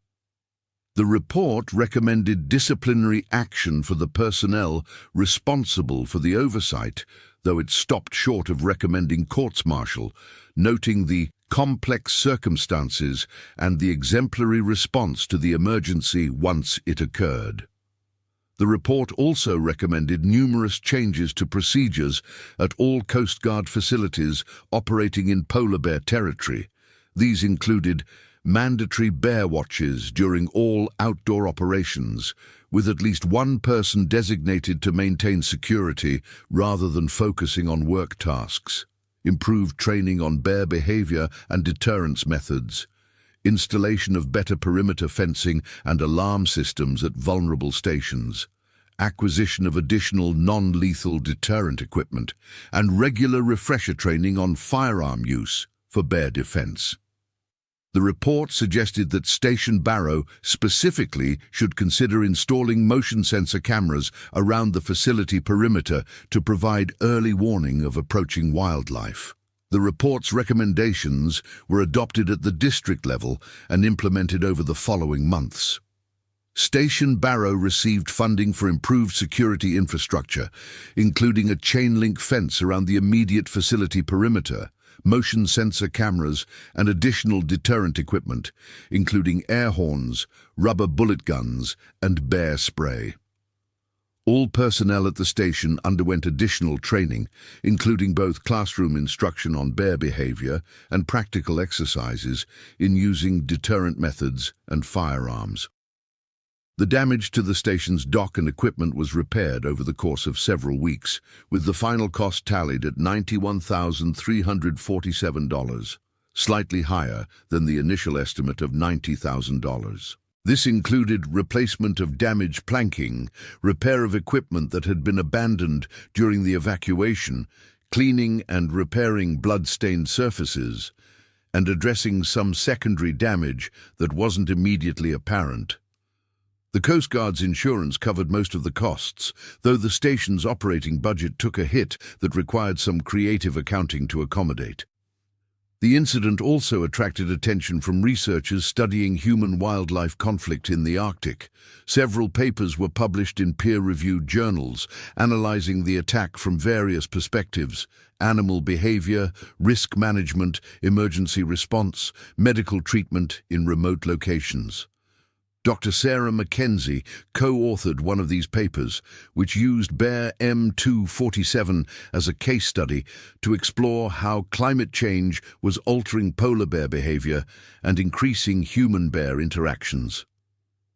The paper argued for increased funding for non-lethal deterrent research and for community-based polar bear monitoring programs in Arctic communities. The media attention gradually faded, as news stories inevitably do, replaced by other incidents and other tragedies. But for the people directly affected, the impact of June 29, 2025, continued to resonate. Chief Tillman requested and received a transfer after his tour at Station Barrow ended, moving to a station in Washington state where he could be closer to his family and where the memories wouldn't haunt him at every turn. Mackenzie also transferred, unable to shake the guilt he felt over the procedural lapses.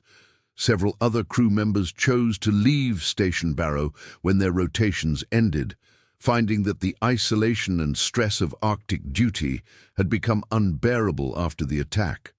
But others stayed, finding that confronting the trauma and continuing their mission was important for their own healing. Jennifer Ortiz remained at Station Barrow, eventually being promoted to Petty Officer First Class and taking on additional responsibilities. David Park also stayed, determined not to let fear drive him away from a duty he found meaningful despite its dangers. Amanda Sutherland completed her tour and then volunteered for another one, feeling that her skills and experience were needed in the challenging environment. New personnel arrived to fill the gaps left by transfers, and they were briefed extensively on the attack, on the lessons learned, on the protocols that must be followed. Station Barrow developed something of a reputation within the Coast Guard, a place of serious professionalism where safety procedures were followed to the letter, where complacency was not tolerated. The attack had been a harsh teacher, but it had produced lasting changes in how the station operated. Lucas Reed made a long, slow recovery. He was discharged from the hospital in Fairbanks after 6 weeks, transferred to a rehabilitation facility in Anchorage for 3 months of intensive therapy, and finally returned home with Sarah and the kids in early December 2025.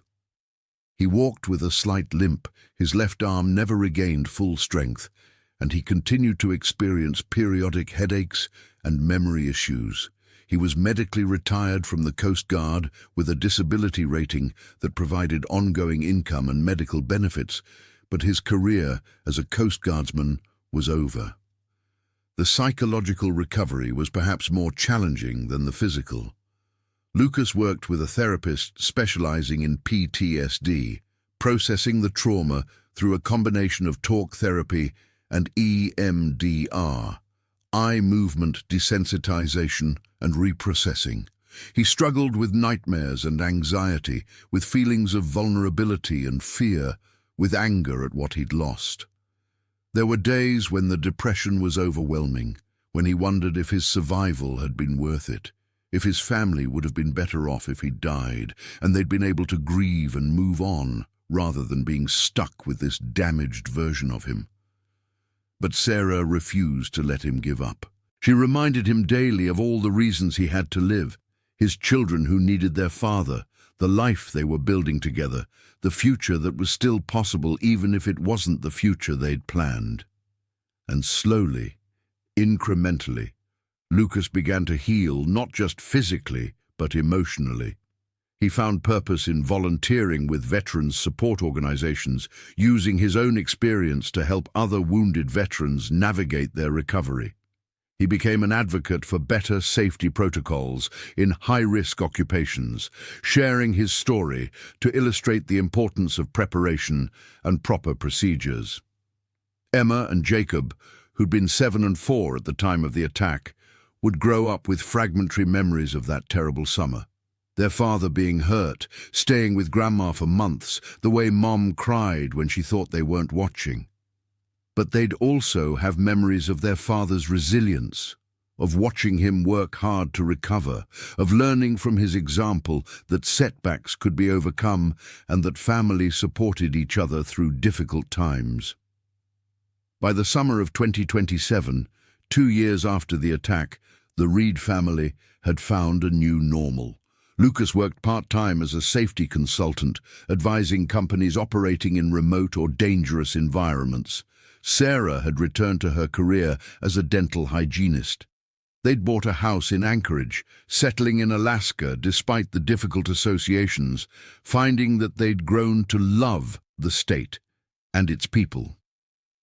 Lucas still had physical limitations and psychological scars, but he'd learned to manage them, to not let them define him entirely.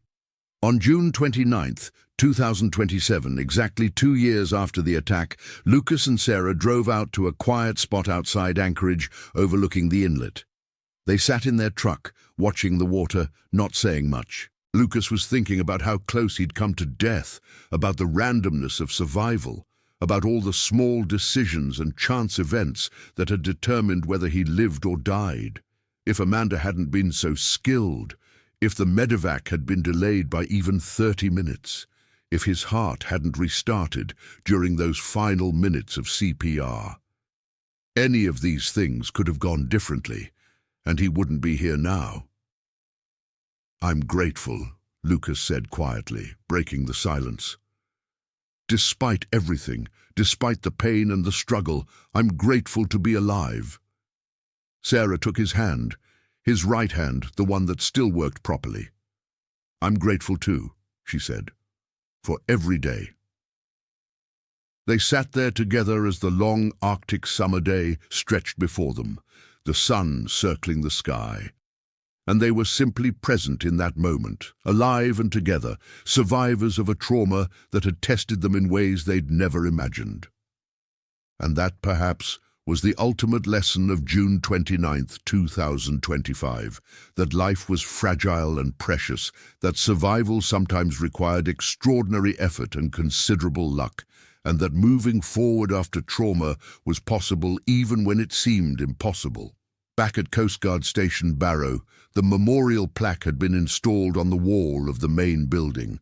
It commemorated Petty Officer Second Class Lucas James Reed and the events of June 29, 2025. The plaque was simple and dignified, noting Lucas's service, his sacrifice, and his survival. A reminder to current and future crew members of the dangers they faced and the importance of vigilance, preparation, and looking out for one another.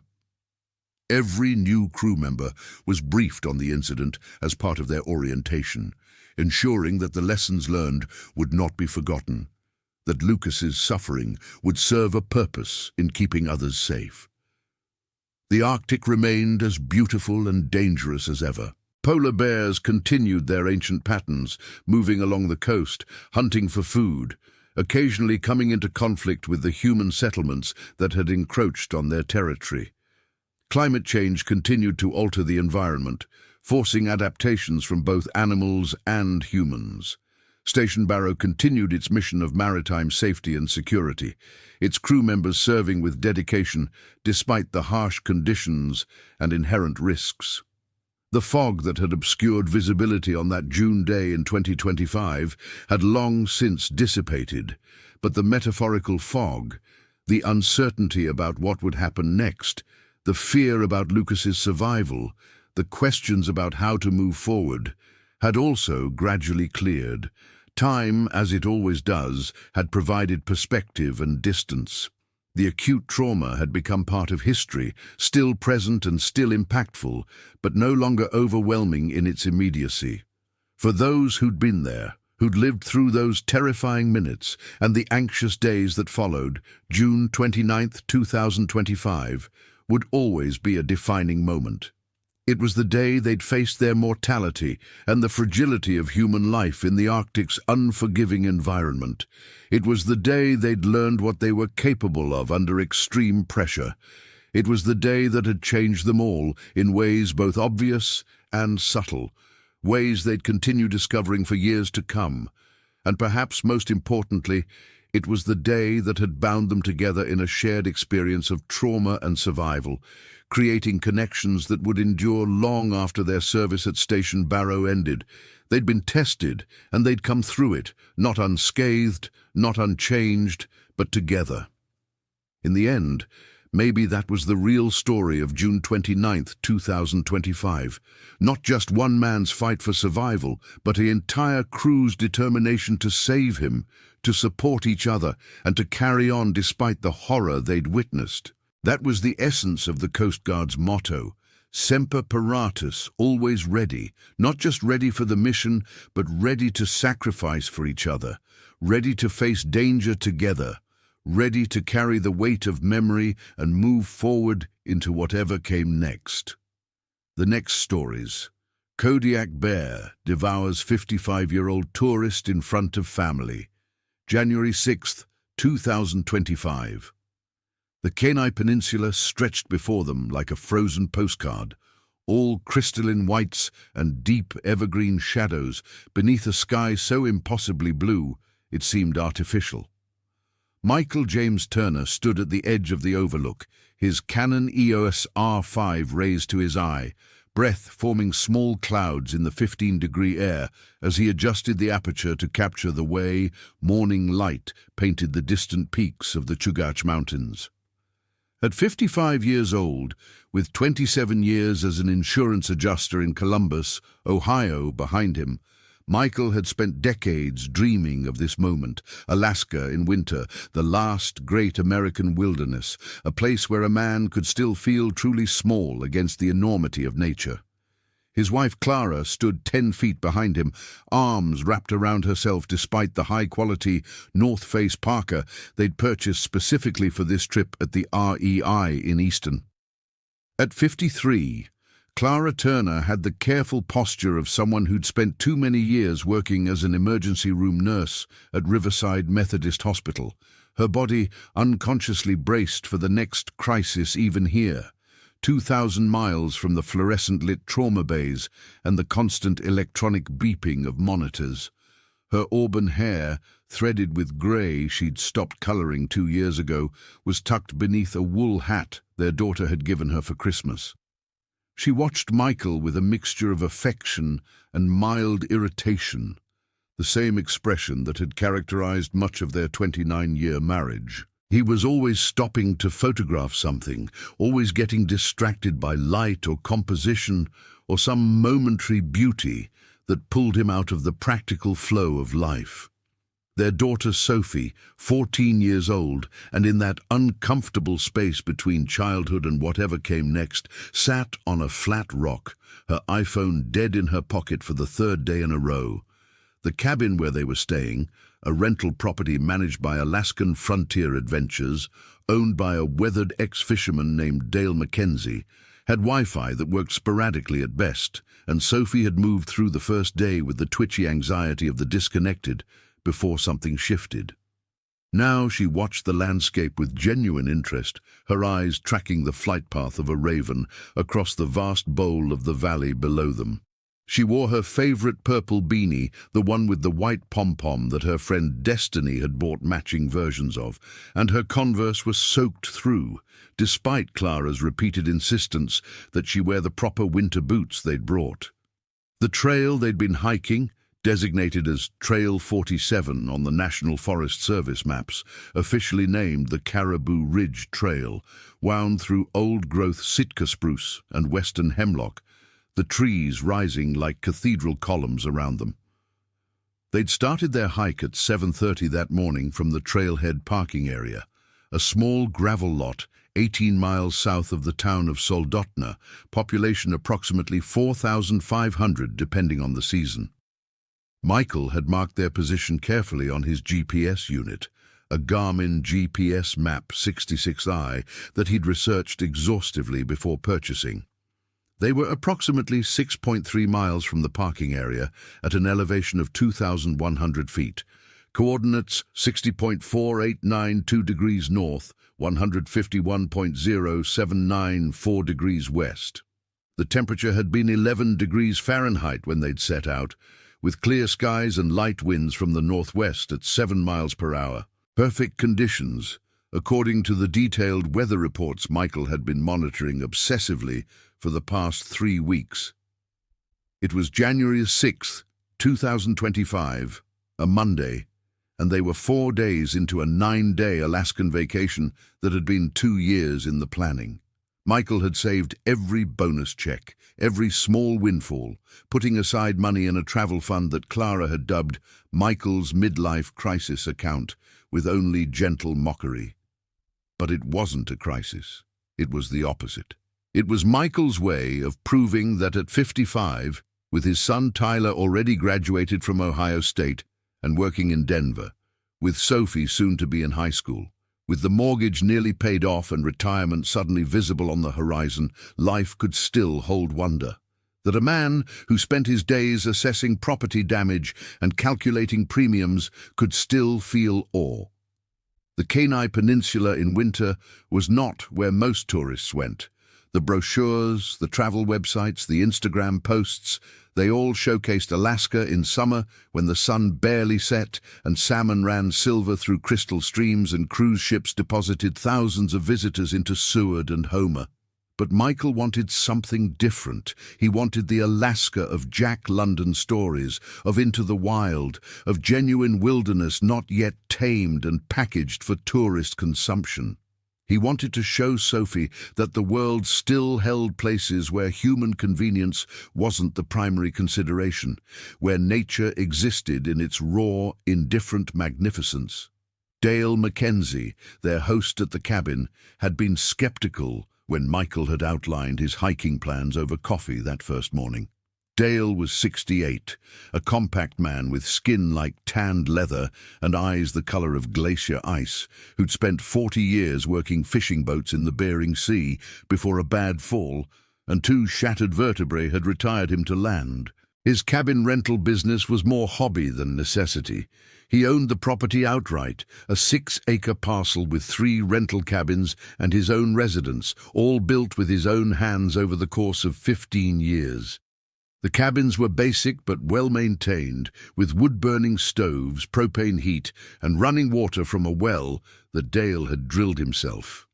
"Trail 47's a good hike," Dale had said, pouring coffee from a pot that looked like it had survived several wars. "But you need to understand something. This time of year the bears should be denned up, but 'should' is a word that'll get you killed in Alaska. We had a late fall. Temperatures stayed warm through mid-November. Some bears didn't put on enough fat, didn't get their hibernation signals right. Fish and Game has reports of active bears in the area. Not many, but some. Grizzlies mostly, possibly a brown bear or 2 coming down from higher elevations." Clara had looked up sharply at that, her nurse's instinct for danger assessment immediately engaged. "How dangerous are we talking?" Dale had taken a long sip of coffee, his expression neutral in that way Alaskans had, of delivering potentially alarming information without drama. Any bear's dangerous if you surprise it or get between it and food. But winter bears, they're something different. They're hungry, they're irritable, and they're not following normal bear behavior patterns.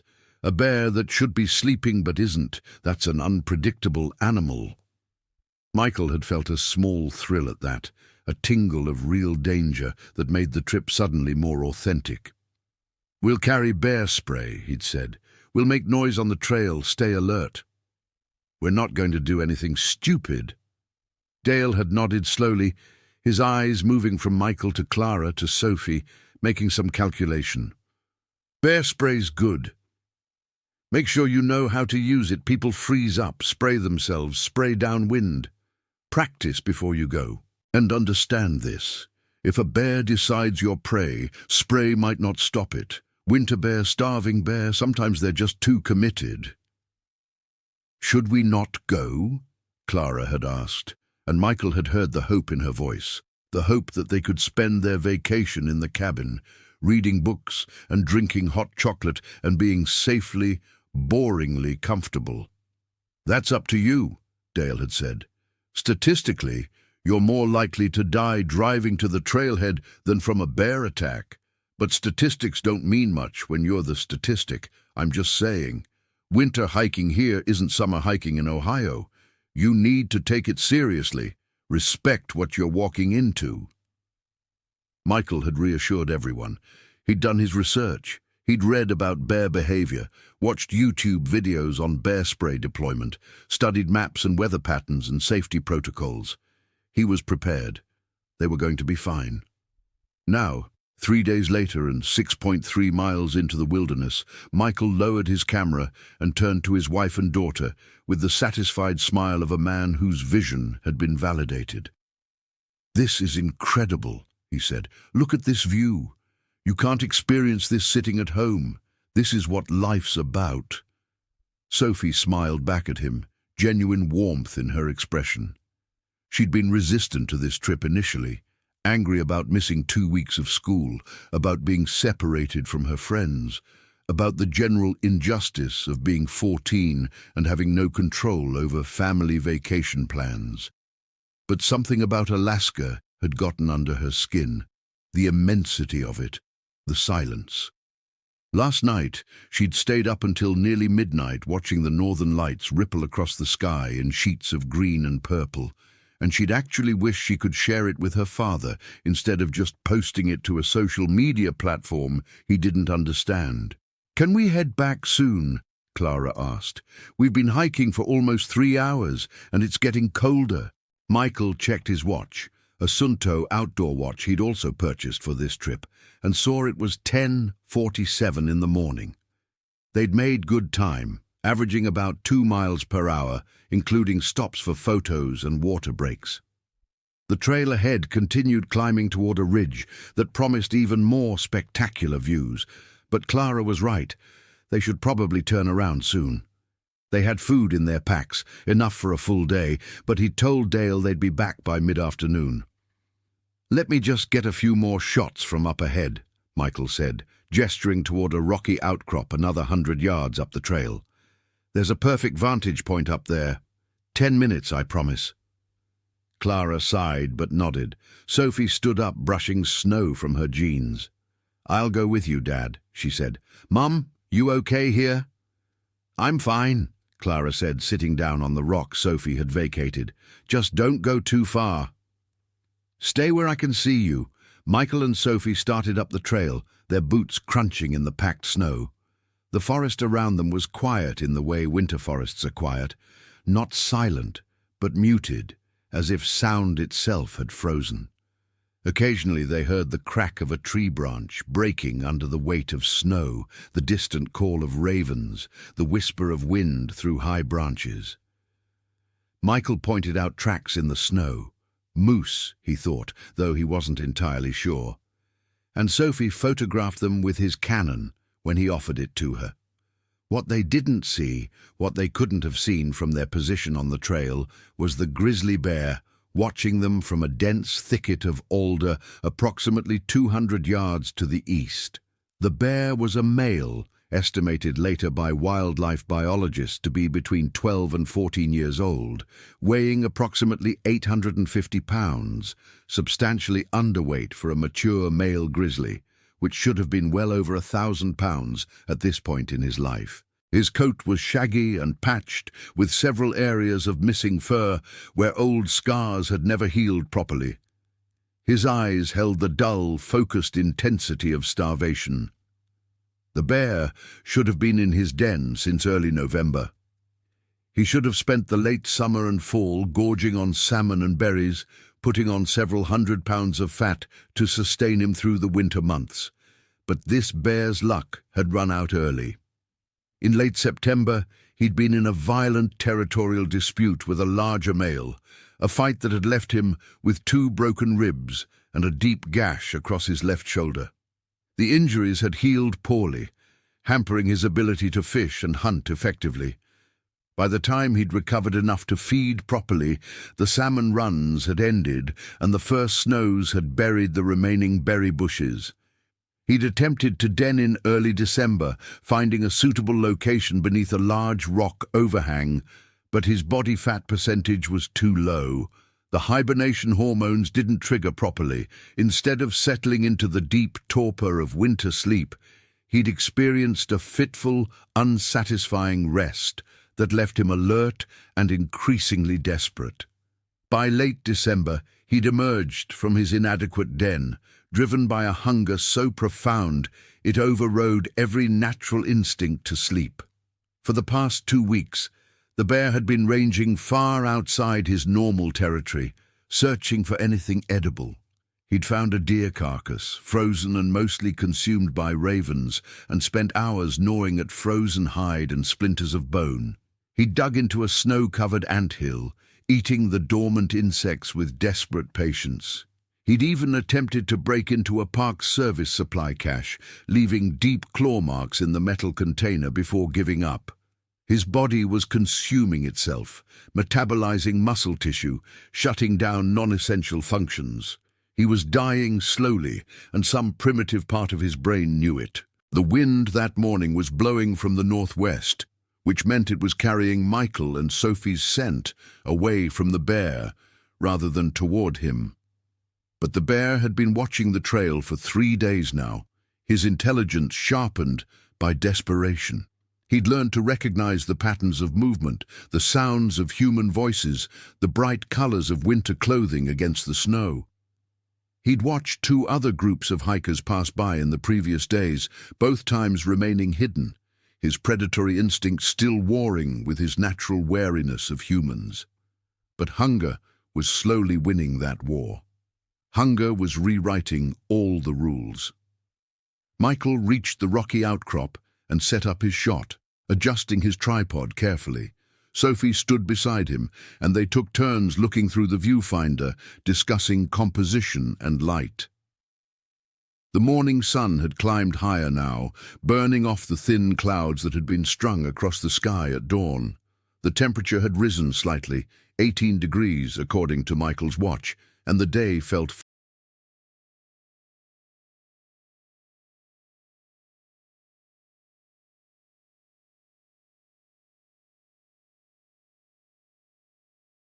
full of possibility. Behind them, moving with surprising silence for such a massive animal, the grizzly had begun to advance. He moved from tree to tree, staying in cover, his movements deliberate and economical. This was not a bluff charge, not a display of dominance or territorial aggression. This was hunting behavior, calculated and purposeful. The bear had made his decision. These creatures, these weak, slow, strange-smelling animals, were prey. They were food. They were survival. Clara, sitting on her rock and watching her husband and daughter silhouette themselves against the brilliant sky, felt a sudden cold unease that had nothing to do with the temperature. It was a nurse's instinct, honed by years in the emergency room, that sense that something was wrong even before conscious thought could identify what. She stood up, scanning the forest around them. Everything looked peaceful. The snow was undisturbed except for their own tracks. The trees stood like silent witnesses, but something had changed in the air, some tension she couldn't name. "Michael!" she called out, her voice sharper than she'd intended. "I think we should head back now." Michael waved without turning around, focused on his camera. "Just a few more minutes." The bear was now less than 75 yards away, moving parallel to the trail, positioning himself between the 2 groups, between Michael and Sophie on the outcrop and Clara below on the main trail. He'd hunted before, he'd stalked elk and caribou, had learned the patient calculus of predation. He knew to separate, to divide, to choose the weakest target. His eyes, small and dark in his massive skull, fixed on the girl. Smaller, slower, making those high-pitched sounds that indicated youth and vulnerability. Sophie saw the bear first. Later, trying to describe it to the trauma counselor at Providence, Alaska Medical Center, she would say she thought it was a dog initially. Something about the shape moving between trees just didn't compute as dangerous at first. Her brain, conditioned by 14 years of suburban Ohio life, where the biggest wildlife threats were aggressive Canada geese and the occasional coyote seen at dawn, simply couldn't process the reality fast enough. "Dad," she said, her voice odd and strained. "Dad, there's something—" Michael turned, irritated by the interruption, and saw what his daughter was seeing. The bear emerged from the tree line with shocking suddenness, no longer bothering with stealth. He rose up on his hind legs, his full, massive height revealed, nearly 8 feet tall even in his emaciated state, and the sound he made was like nothing Michael had ever heard. It was low and rumbling, vibrating in the chest, a sound that bypassed rational thought and struck directly at the most primitive parts of the brain, the parts that remembered being prey. For 3 full seconds, everyone froze. The bear, Michael, Sophie, even Clara down below, who couldn't see the bear yet but could see her husband and daughter's body language, and knew with absolute certainty that something was catastrophically wrong. In those 3 seconds, dozens of calculations occurred simultaneously across multiple minds. Michael's brain, flooding with adrenaline, screamed through its fragmented knowledge of bear safety. Don't run. Make yourself big. Back away slowly. The bear spray. Where's the bear spray? It's on his hip, the clip. He'd practiced this. He could do this. Don't run, don't run, don't run. His hands moved toward the canister attached to his belt, but they felt distant and clumsy, as if they belonged to someone else. Sophie's brain simply shut down most higher functions, defaulting to pure animal response. Her body wanted to run. Every cell was screaming at her to run, but she was paralyzed, locked in place by terror so overwhelming it was almost transcendent.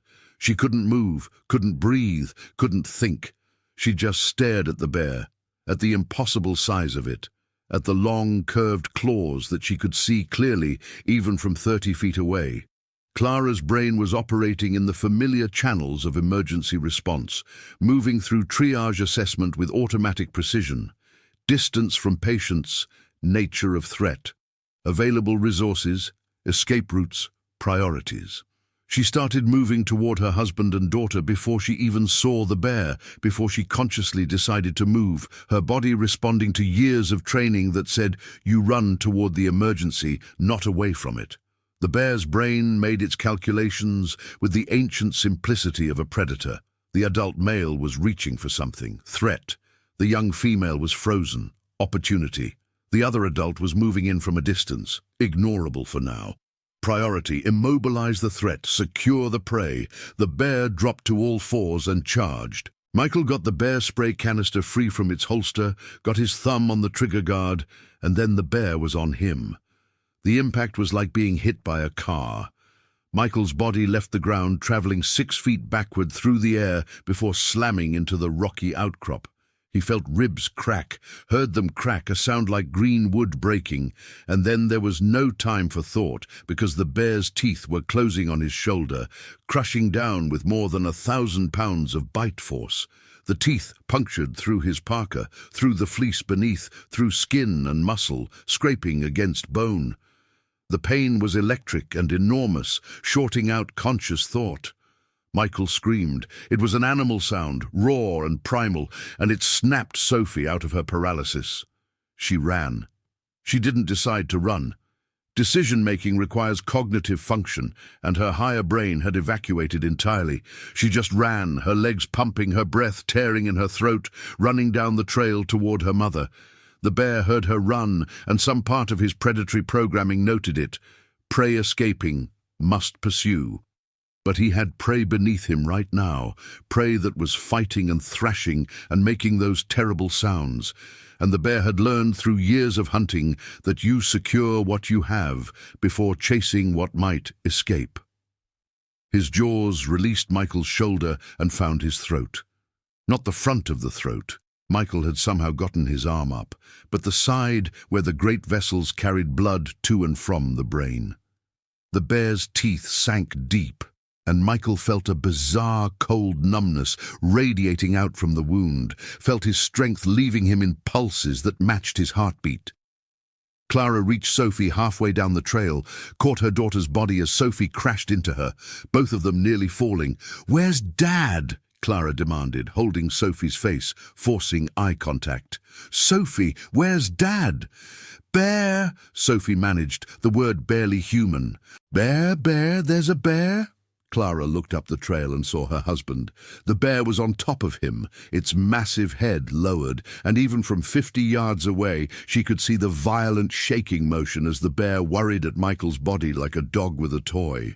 She could hear the sounds, the wet tearing noises, the bear's huffing breaths, and underneath it, horribly, Michael's voice, not screaming anymore but making a thin, continuous keening sound. Every instinct Clara possessed told her to run. Take Sophie and run.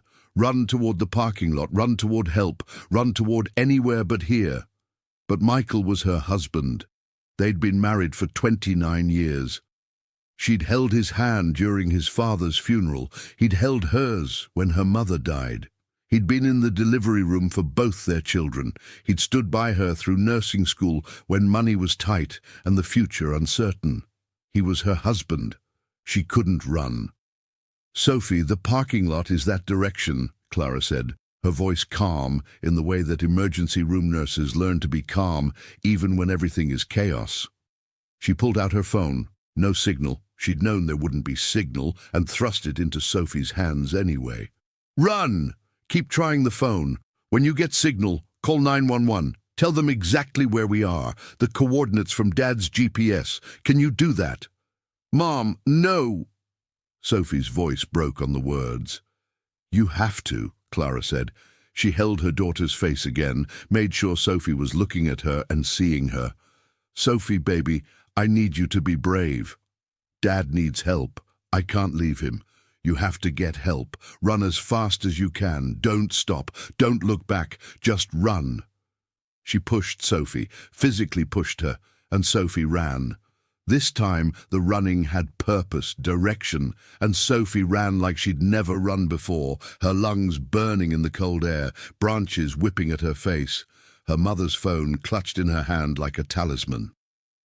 Clara turned back toward the outcrop. The bear had stopped shaking Michael and had begun to feed. The biological reality of what Clara was witnessing, her husband being consumed, being eaten, was so incomprehensible that her brain kept trying to recontextualize it, to make it into something else, anything else. But nurse training is thorough and pitiless. She knew exactly what she was seeing. She understood the damage, the blood loss, the catastrophic trauma. Some clinical part of her brain was already calculating survival odds and finding them approaching zero. She started walking toward her husband and the bear. She had no weapon. The bear spray was somewhere near Michael, probably broken or lost in the attack. She had no plan, but she was moving forward anyway, her hands reaching down and picking up a heavy branch from beside the trail, her voice coming out strong and loud, even though her body was shaking so hard she could barely grip the wood. "Get away from him!" Clara shouted. "Get away! Go on! Get!" The bear raised its head, Michael's blood on its muzzle, and looked at her. Its eyes were black and empty, containing no malice, no anger, no emotion she could recognize. It was the emptiness that was most terrifying, the complete absence of anything human or comprehensible, just hunger and the mechanical process of feeding. Clara threw the branch. It struck the bear's shoulder with negligible effect. She picked up a rock, threw that too. "Get away from him, goddamn you! Michael! Michael, I'm here!" Michael made a sound. It wasn't words, his throat was too damaged for words, but it was an attempt at communication. And that sound, that proof that he was still conscious, still aware and suffering, broke something in Clara that no amount of emergency room experience had prepared her for. She ran forward, screaming, waving her arms, trying to become bigger and louder and more threatening than she was. The bear stood up on its hind legs again, and for a moment Clara thought it might charge her too, might finish this whole family in one methodical sequence. But the bear was tired. The brief exertion of the attack had depleted energy reserves already running on empty. And there was food here, more food than the bear had seen in weeks. The standing posture was a warning, not an attack preparation. When Clara kept advancing, screaming and throwing anything she could reach, the bear dropped back down, grabbed Michael's body in its jaws, grabbed him by the waist, teeth sinking into his abdomen, and began to drag him away from the trail, toward the tree line, toward the dense cover of the forest where food could be consumed in safety. "No!" Clara's voice ripped out of her. "No, no, no, you can't! Michael!" She ran after them. It was insane, suicidal, completely irrational, and she did it anyway. She grabbed onto Michael's leg, his boot, trying to hold him, trying to pull him back. She could feel his body jerking with the bear's movements, could feel how limp he was, how much damage had been done.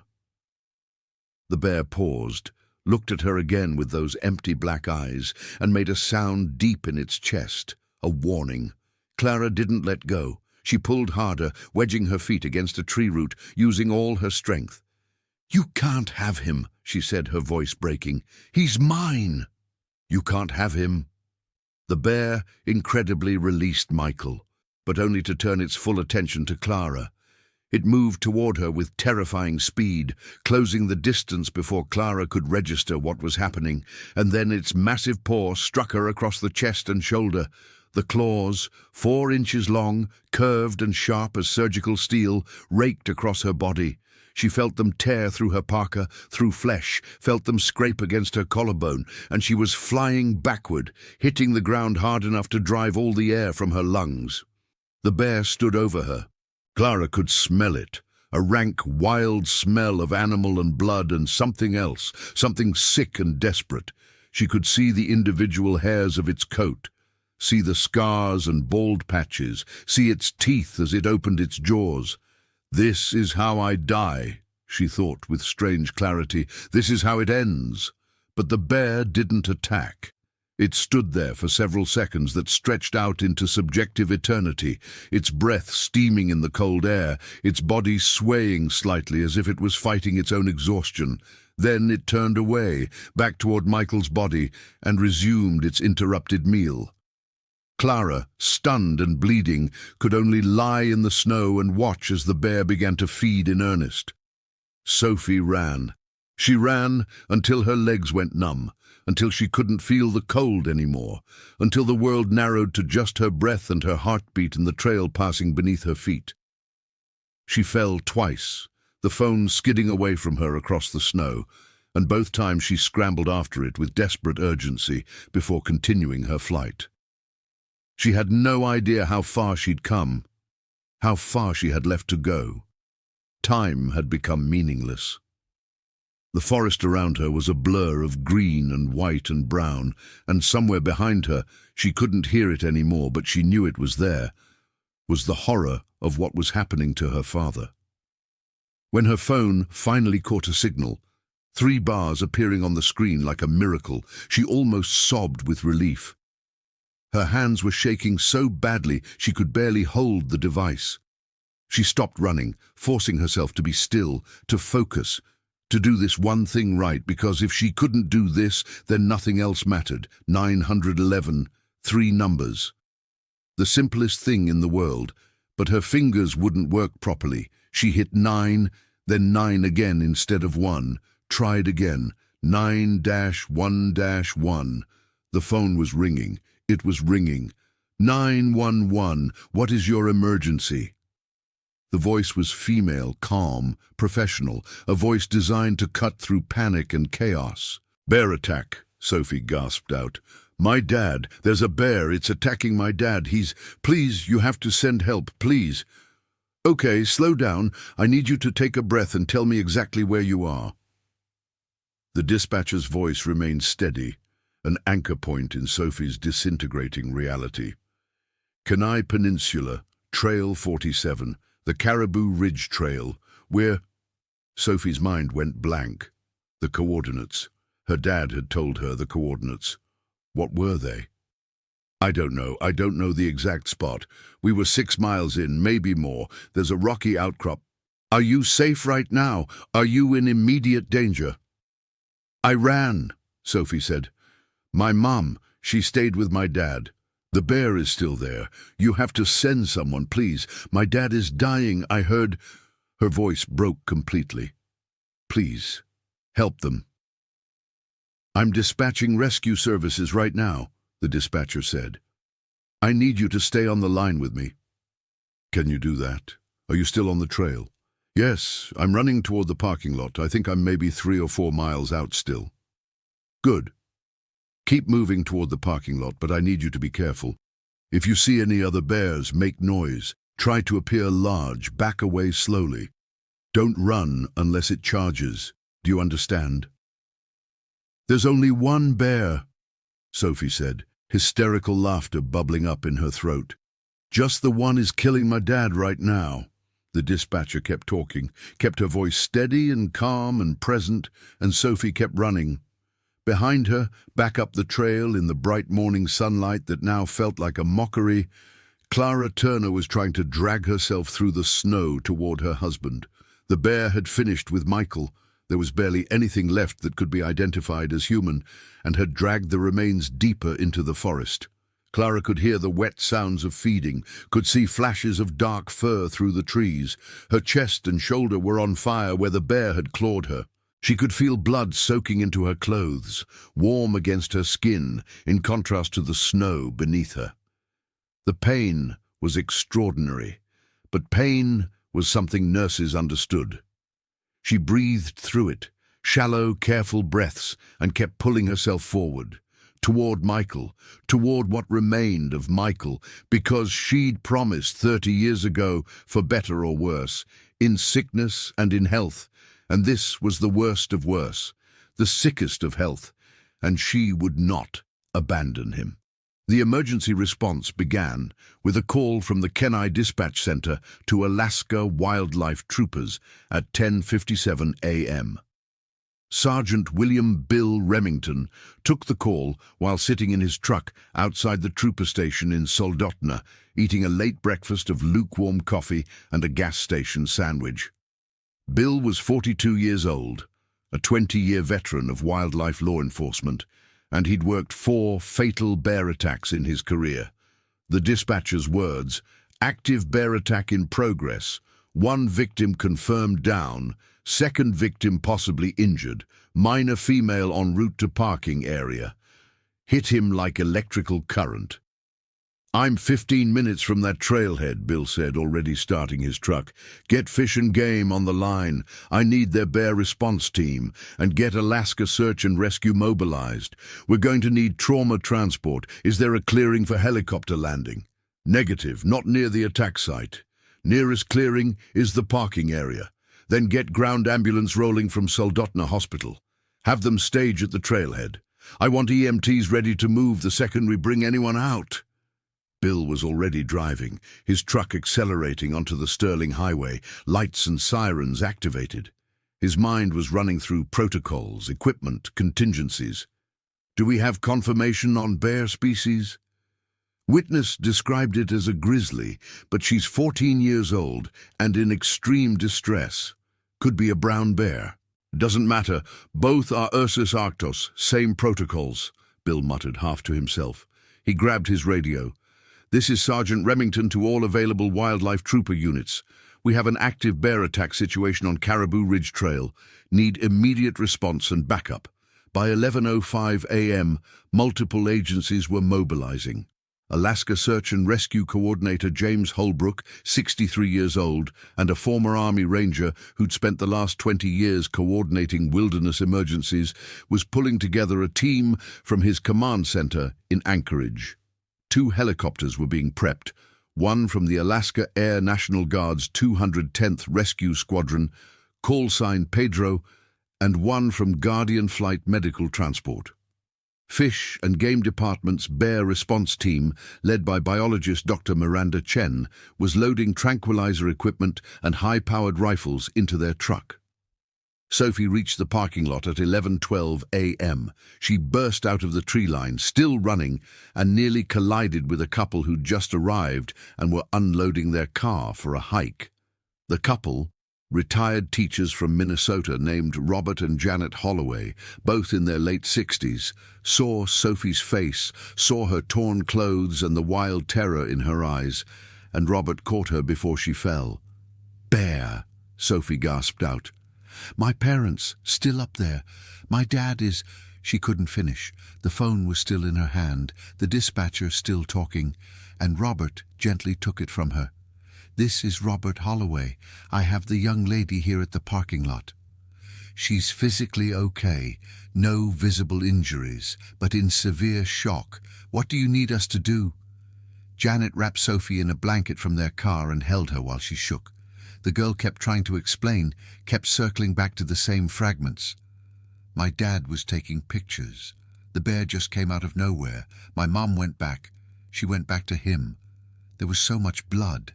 Bill Remington arrived at 11:19 a.m., his truck skidding slightly on the gravel as he braked. He had his sidearm, a Glock 22.40 caliber, but he knew it was inadequate for a charging grizzly.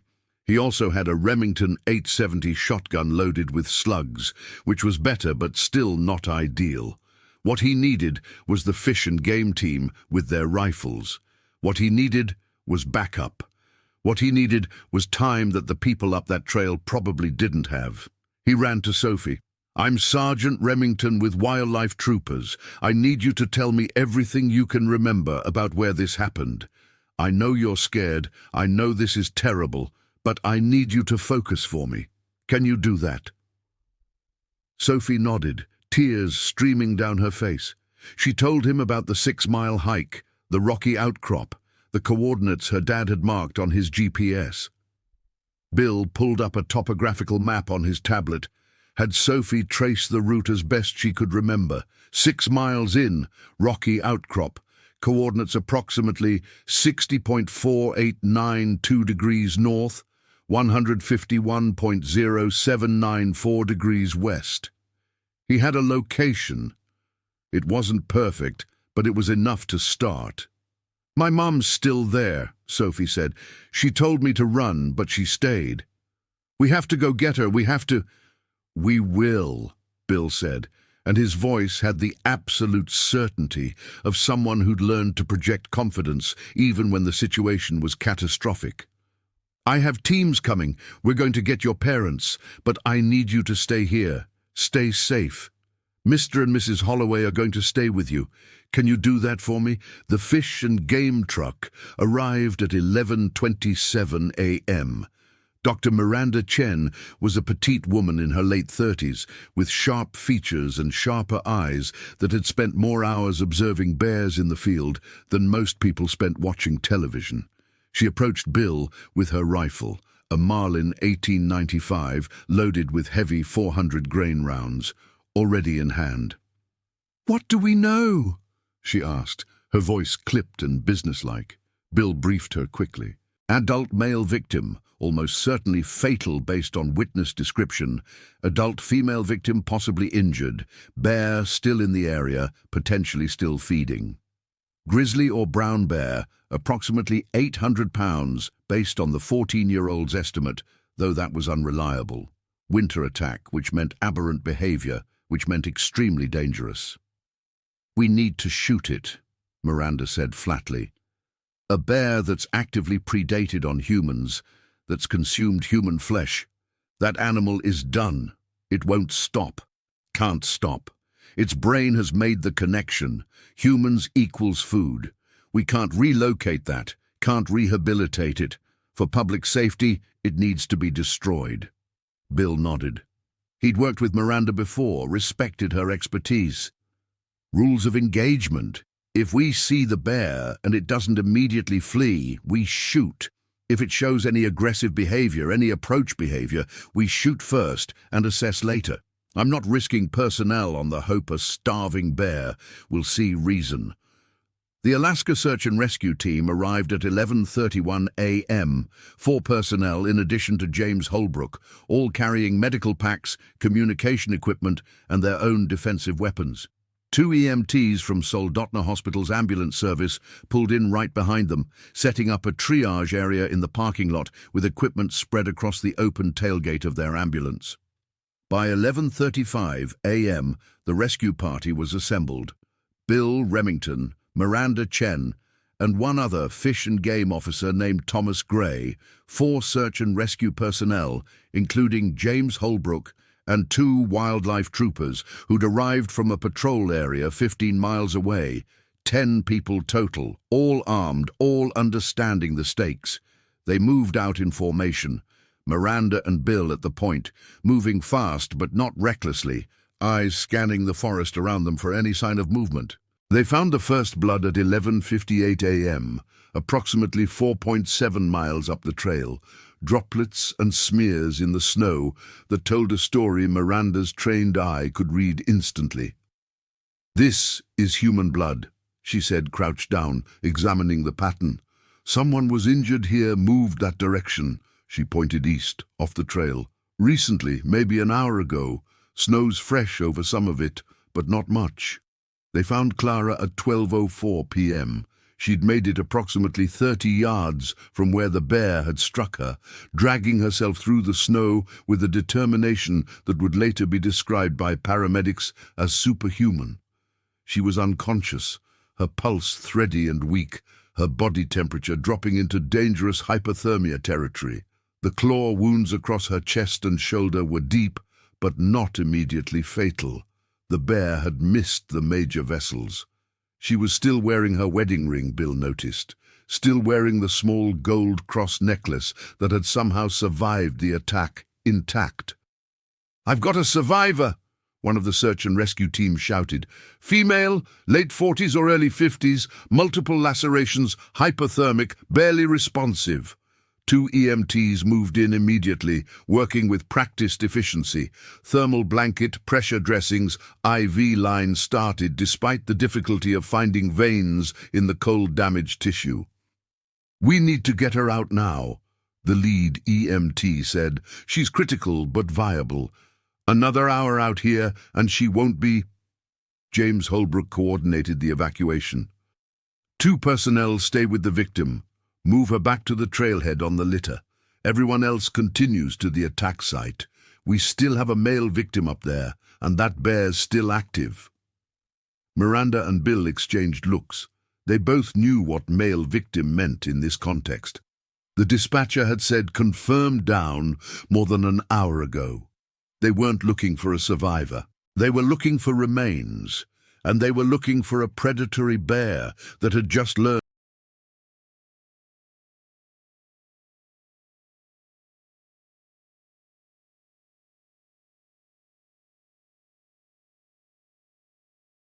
and humans were prey.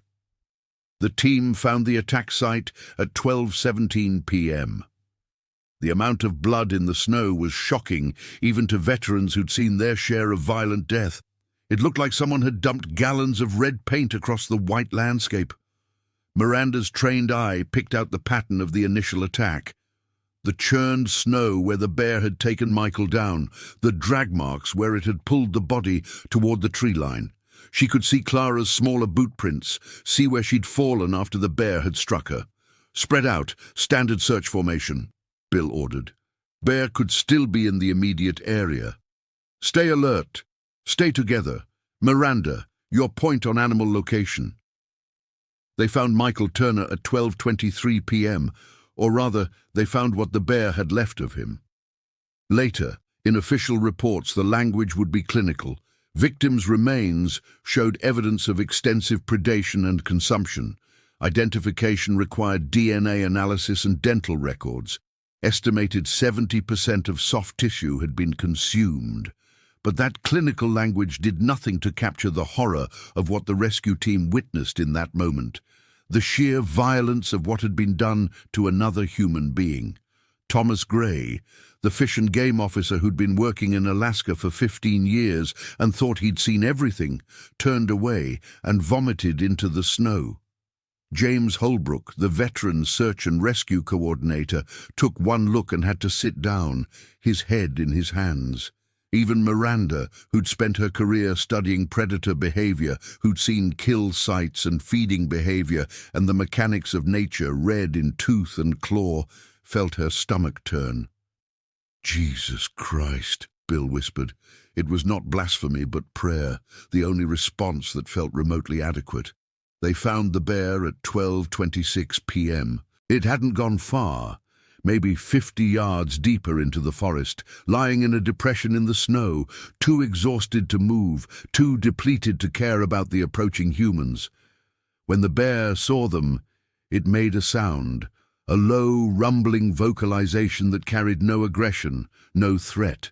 It was the sound of an animal at the absolute end of its resources, an animal that had finally fed, but was still dying, its body too damaged and depleted to recover even with the influx of calories.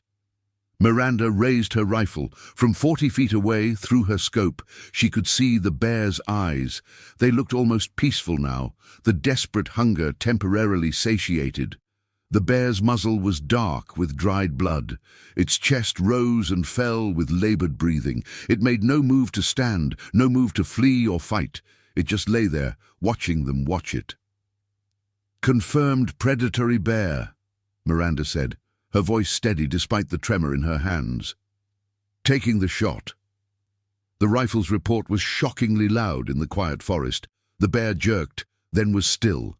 Miranda chambered another round and fired again, and then a third time, following protocol. When she approached the body, cautiously, rifle still raised, because a wounded bear was infinitely more dangerous than a healthy one, the animal was clearly dead.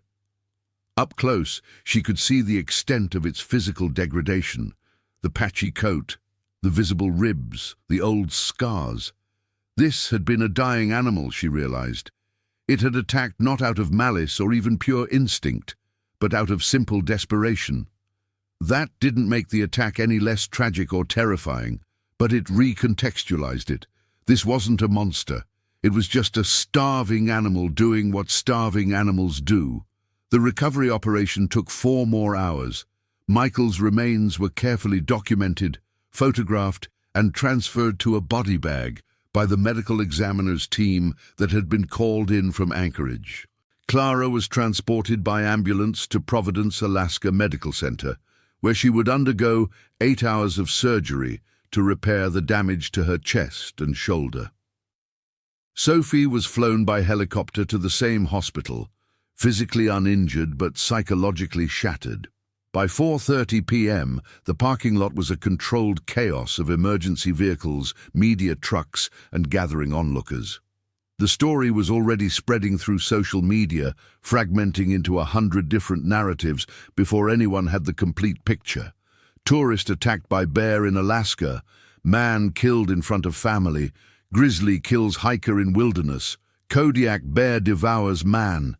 The details multiplied and mutated with each retelling. Dale Mackenzie arrived at the hospital at 6:15 p.m., driving his battered truck faster than it had been driven in years. He'd heard the news on the radio, recognized the trail name, felt his heart sink with a terrible certainty. He found Sophie in a private waiting room, wrapped in blankets despite the warm hospital air, her face blank with shock. When she saw him, something broke in her expression. "I left him," she whispered. "My mom told me to run and I left him. I left both of them." Dale sat down beside her. This old fisherman who'd seen men die at sea, who'd pulled bodies from the water and held friends as they took their last breaths on the deck of boats far from shore. "You did exactly what your mom told you to do," he said quietly. "You ran for help. You got help here. You saved your mom's life by doing that. Your dad," his voice caught. "Your dad was gone before you started running, honey. There was nothing anyone could do. But your mom, she's alive because you were brave." The hospital staff moved around them with quiet efficiency. Doctors and nurses who'd seen trauma in every possible form, but still found themselves shaken by the particular horror of this case. Clara was in ICU, sedated, her chest and shoulder bandaged extensively. The surgeons had managed to save her arm. The claws had come close to severing the axillary artery, but had missed by millimeters. She would live. She would recover, physically at least. Whether she would recover psychologically was a different question. Dr. Aaron Silverman, the trauma surgeon who'd led Clara's operation, met with Sophie and Dale at 9:45 p.m. He was exhausted, still in his surgical scrubs, his face showing the strain of the day. "Your mother is stable," he told Sophie. "The surgery went as well as could be expected." The wounds were severe but clean. Bear claws, despite their size, tend to create cleaner trauma than you'd expect. No major vessels were severed, though it was close. She'll need extensive physical therapy, and there will be significant scarring, but she should make a full physical recovery. "Can I see her?" Sophie asked. "Not tonight. She needs to rest, and honestly, you need to rest too. We have a room set up for you here in the hospital. A psychiatrist will come talk to you tomorrow. For now, I've prescribed something to help you sleep." Sophie shook her head. "I can't sleep. Every time I close my eyes, I see..." She couldn't finish. Dr. Silverman sat down across from her. "What you witnessed today, what you experienced, is going to stay with you. I won't lie to you about that. But you're going to survive it. You're going to process it with help, and eventually you're going to be able to live your life again. It doesn't feel that way right now, I know. Right now it feels like you're going to be trapped in this moment forever. But you won't be." Meanwhile, back at the attack site, Miranda Chen and her fish and game team were conducting the necropsy on the bear. They'd brought in portable lights, working into the night, documenting everything. The bear weighed 847 pounds, severely underweight for an adult male grizzly of his age and size. His body fat percentage was estimated at less than 3%, compared to the 30% or more a healthy bear would carry into hibernation. His stomach contents confirmed he'd consumed significant portions of Michael Turner. The medical examiner would later determine that approximately 60 to 70% of Michael's soft tissue had been eaten. "This was a starvation response," Miranda said, dictating her findings into a digital recorder. Bear was approximately 13 years old based on tooth wear, evidence of old injuries, healed rib fractures, deep scar tissue on left shoulder, consistent with territorial fight with a larger bear. These injuries likely prevented adequate pre-hibernation feeding, leading to insufficient fat reserves for winter dormancy. The bear emerged from partial hibernation in a desperate metabolic state. The attack on humans was atypical, but understandable given the animal's condition. This was not an aggressive or territorial attack. This was pure predation driven by starvation. The findings would be crucial for the subsequent investigation. In Alaska, bear attacks triggered complex legal and administrative processes. Was the attack provoked? Could it have been prevented? Should the trail be closed? Should there be criminal charges for negligence? The Turner family had hired a local guide service. Should that service have warned them more emphatically about winter bear activity? Should the trail have been closed, given fish and game reports of active bears in the area? Alaska Wildlife Trooper Sergeant Bill Remington spent the next 3 days interviewing everyone involved. Dale McKenzie, who confirmed he'd warned the Turner family about potential bear activity, Robert and Janet Holloway, the couple who'd been at the parking lot and had witnessed Sophie's arrival, the other fish and game personnel, the search and rescue team. Each interview added details to the picture, but the essential narrative remained. A family on vacation, a father wanting to share his love of wilderness with his daughter, a bear that was dying of starvation, and a moment of pure bad luck where their paths intersected. The media coverage was intense and predictably sensationalized. Cable news shows ran segments with titles like "When Nature Turns Deadly" and "Alaska's Hidden Danger." Wildlife experts were brought on to discuss bear behavior, often contradicting each other. Some claimed the attack proved that wilderness recreation was becoming too dangerous, that bear populations needed to be controlled more aggressively. Others argued that humans were encroaching on bear habitat, that this was the inevitable result of people treating wilderness like a theme park. The actual facts were more nuanced, as facts always are. The Kenai Peninsula had healthy populations of both grizzly and brown bears, species that were technically the same, Ursus arctos, just different common names based on geographic location and diet. Attacks were rare but not unheard of. Most years, Alaska averaged about 2 fatal bear attacks. Some years there were none, some years there were more. Statistically, Michael Turner had been more likely to die in a car accident on the drive to Alaska than from a bear attack. But statistics offer no comfort when you're the statistic. Sophie Turner was discharged from the hospital on January 10th, 4 days after the attack. She'd spent hours with trauma counselors, been prescribed anti-anxiety medication, and been given a list of resources for ongoing therapy. Dale Mackenzie had offered to let her and her mother stay at his property, free of charge, for as long as they needed. But Sophie wanted to go home. She wanted to be back in Ohio, back in her own room, back in a world where the biggest threats were pop quizzes and social drama. Clara remained hospitalized until January 15th. The physical wounds were healing well, the surgeons had done excellent work, but the psychological wounds were deeper and harder to address. She'd watched her husband die. She'd tried to save him and failed. She'd been attacked herself and survived only through luck and the bear's exhaustion. She'd left her daughter alone in the wilderness. The guilt, the trauma, the sheer weight of it all was crushing. Dr. Rebecca Choi, the psychiatrist assigned to Clara's case, met with her daily.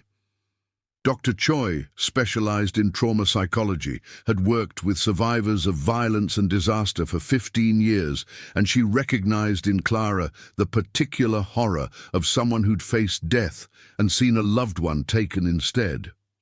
What you're experiencing, Dr. Choi told her in one of their sessions, is survivor's guilt compounded with traumatic grief and post-traumatic stress. It's a complex psychological injury, and it's going to take time to process. You're going to have intrusive thoughts, flashbacks, nightmares. You're going to question every decision you made that day. You're going to play out alternative scenarios in your head, ways you think you could have saved him. But Clara, you need to understand, there was nothing you could have done differently that would have changed the outcome. The bear was starving. It had made its decision. Your husband died, and that's a tragedy. But you survived. And because you survived, your daughter still has one parent. That matters. The funeral was held in Columbus, Ohio on January 20th. The service was packed. Michael had been well liked in his community, had friends from work and church and his neighborhood.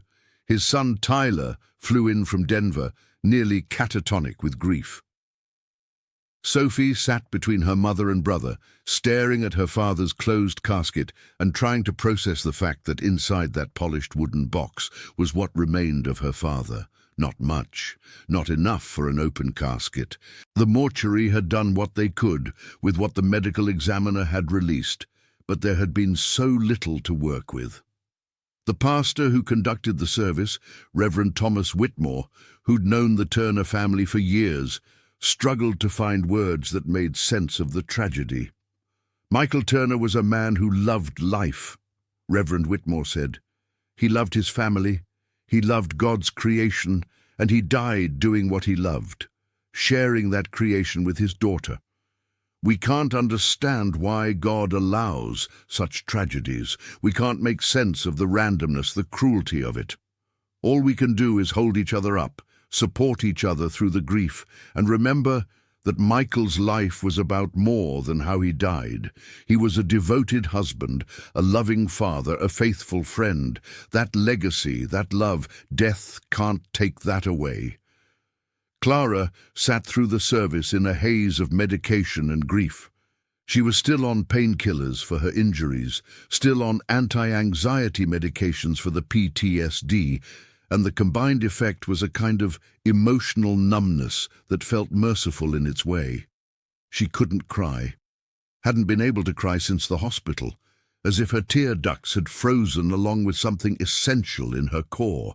People kept hugging her, telling her how sorry they were, asking if there was anything they could do. She smiled and nodded and said all the appropriate things, but she wasn't really there. Part of her was still in Alaska, still in the snow, still trying to pull her husband away from the bear. The investigation concluded in early February. The Alaska Department of Fish and Game released their official report, concluding that the attack was unprovoked and unpreventable given the circumstances.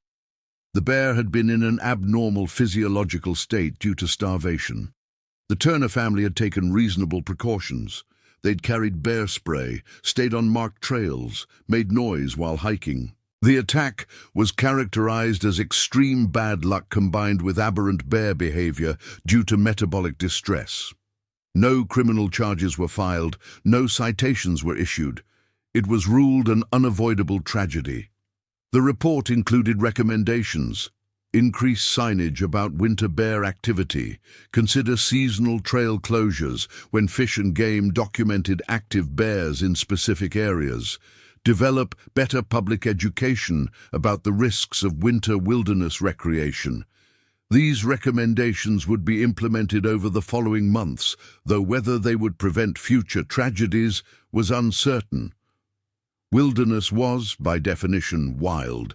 Risk could be managed, but never eliminated.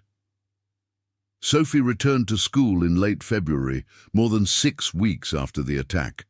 Her friends didn't know how to talk to her. How do you approach someone who'd watched their father die? What do you say? Most people avoided her or treated her with exaggerated gentleness, as if she might break at any moment. Her teachers were accommodating about missed work, but Sophie couldn't focus anyway. She'd sit in class, and the words would wash over her without meaning. She'd be taking a test, and suddenly she'd be back on the trail, hearing the bear's sounds, hearing her father screaming. She started therapy with Dr. Ellen Marsh, a child psychologist who specialized in trauma. Dr. Marsh used various techniques: cognitive behavioral therapy, EMDR, art therapy, trying to help Sophie process what she'd experienced. Progress was slow and non-linear. Some days Sophie felt almost normal. Other days she couldn't get out of bed. She developed a terror of outdoor spaces, even her own backyard. She couldn't look at pictures of bears or read news stories about animals. She had nightmares every night, sometimes about the attack exactly as it happened, sometimes about variations where she died instead of her father, sometimes about impossible scenarios where everyone died, and she woke up screaming into the darkness. Clara's recovery was even more complicated. The physical injuries healed over the course of months. By April, she'd regained most of the use of her arm and shoulder, though she'd always have limited range of motion and chronic pain. The psychological injuries went deeper.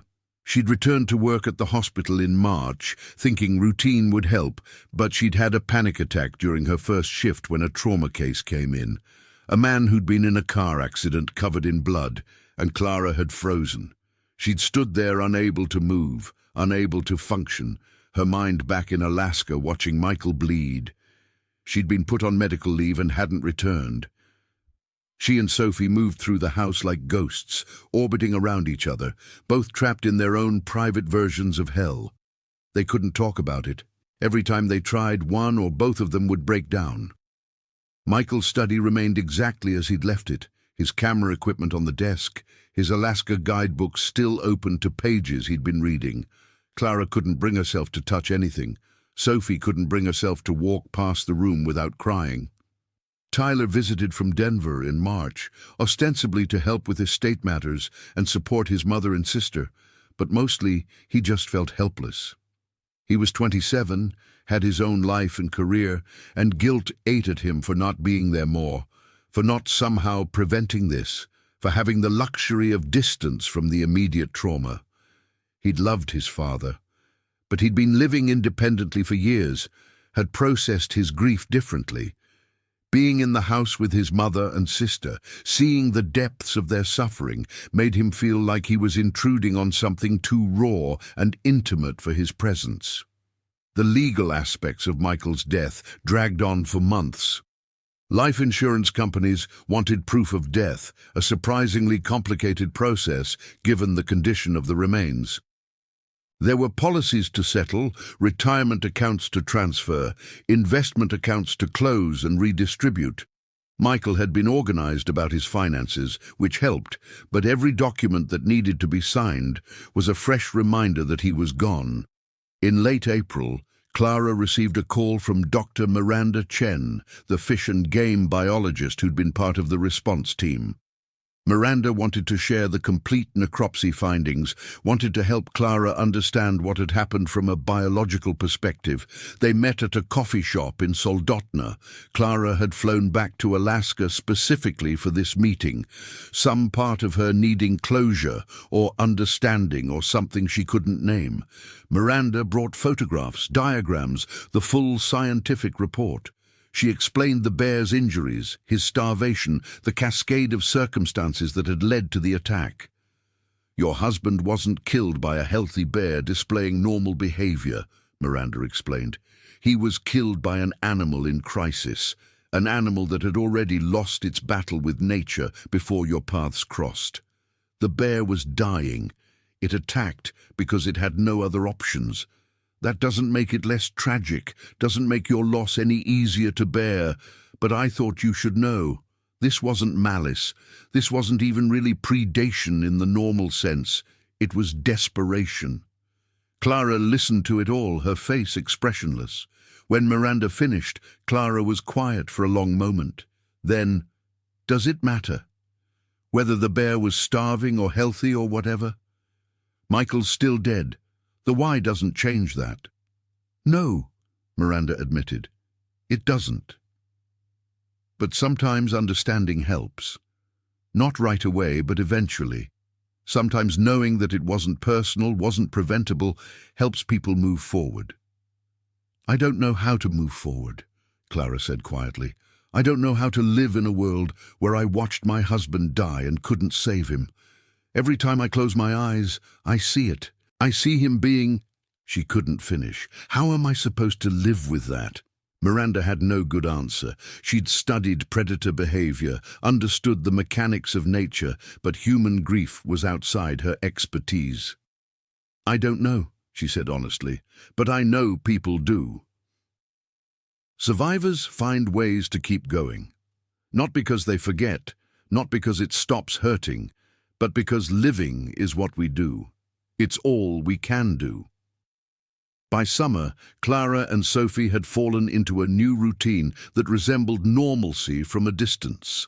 Clara had started a new job, desk work at an insurance company, something that couldn't trigger her medical trauma.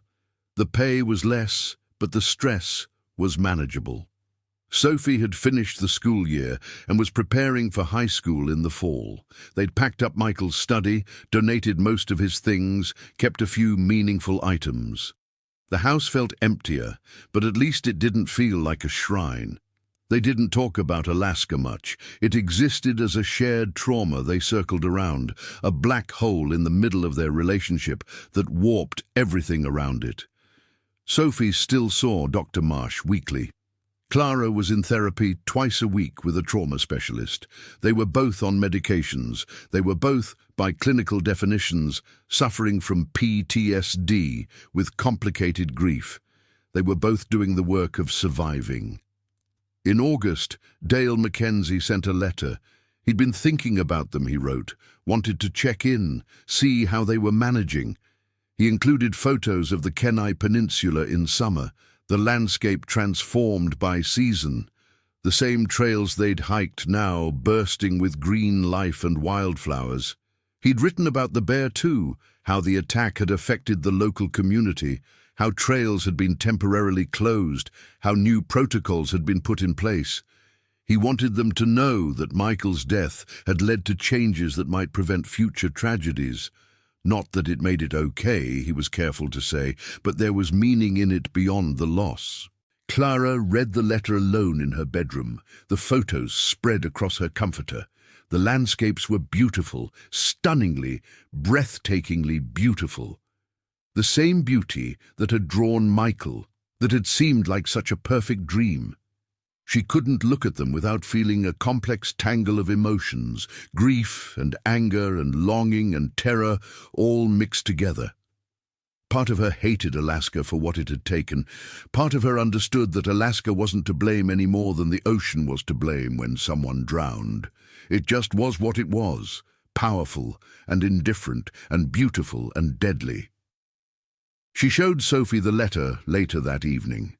Sophie looked at the photos, and her first instinct was to push them away, but she forced herself to look. "Do you think we'll ever go back?" Sophie asked quietly. Clara was surprised by the question. "To Alaska?" "I don't know. Would you want to?" Sophie thought about it. "Maybe. Not now, but maybe someday. Dad loved it there. He died there, but he died doing something he loved, being somewhere he wanted to be. That has to count for something, right?" It was the most mature thing Clara had heard her daughter say since the attack, and it made Clara realize how much Sophie had aged in the past 8 months. Trauma had taken her daughter's childhood and replaced it with something harder and sadder and more knowing. 14-year-olds shouldn't have to think about mortality and meaning and legacy, but Sophie didn't have a choice. None of them did. The first anniversary of Michael's death approached with creeping inevitability. Clara dreaded it, the way you dread a medical procedure you know will be painful but necessary. She'd been warned by her therapist that anniversaries were often triggers for PTSD symptoms, that she should prepare herself for increased distress. Sophie's therapy sessions increased to twice weekly in the lead-up to January 6th. They decided not to mark the day with any specific ritual. No memorial service, no grave visit. Michael's ashes had been scattered in a Columbus Park he'd loved. A small private ceremony, just immediate family. They would just try to get through the day, Clara decided, just survive it. January 6th, 2026, fell on a Tuesday. Clara called in sick to work. Sophie stayed home from school. They spent the day together in the living room, mostly in silence, sometimes crying, sometimes talking about Michael, sharing memories, telling stories. It was hard and sad and necessary, and by the end of the day, Clara felt like she'd survived something significant. Not that the grief was gone. It would never be gone. But she'd face the anniversary and come out the other side. Sophie, lying in bed that night, realized she'd made it through an entire day thinking about her father, without the memory of his death overwhelming everything else. She'd remembered him teaching her to ride a bike, remembered his terrible jokes at dinner, remembered the way he'd been so excited about Alaska. The attack was still there, would always be there, but it wasn't the only thing anymore. Her father's life, not just his death, was starting to come back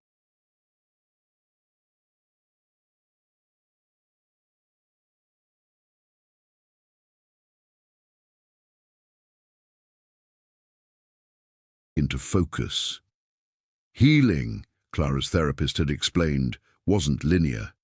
It wasn't a matter of getting progressively better each day until you reached some finish line of healed. It was more like waves, periods of okayness followed by crashes of grief, with the overall trend slowly moving toward a new kind of normal. A normal that included the trauma, incorporated it, but wasn't defined solely by it. By the spring of 2026, Sophie was doing better. Not great, not cured, but better. She'd made it through her freshman year of high school. She'd rejoined the debate team she'd been on in middle school. She'd even gone on a weekend camping trip with friends, just car camping at a state park, nothing wild or remote, but it was progress. She'd been nervous about sleeping in a tent, about being outdoors, but she'd done it.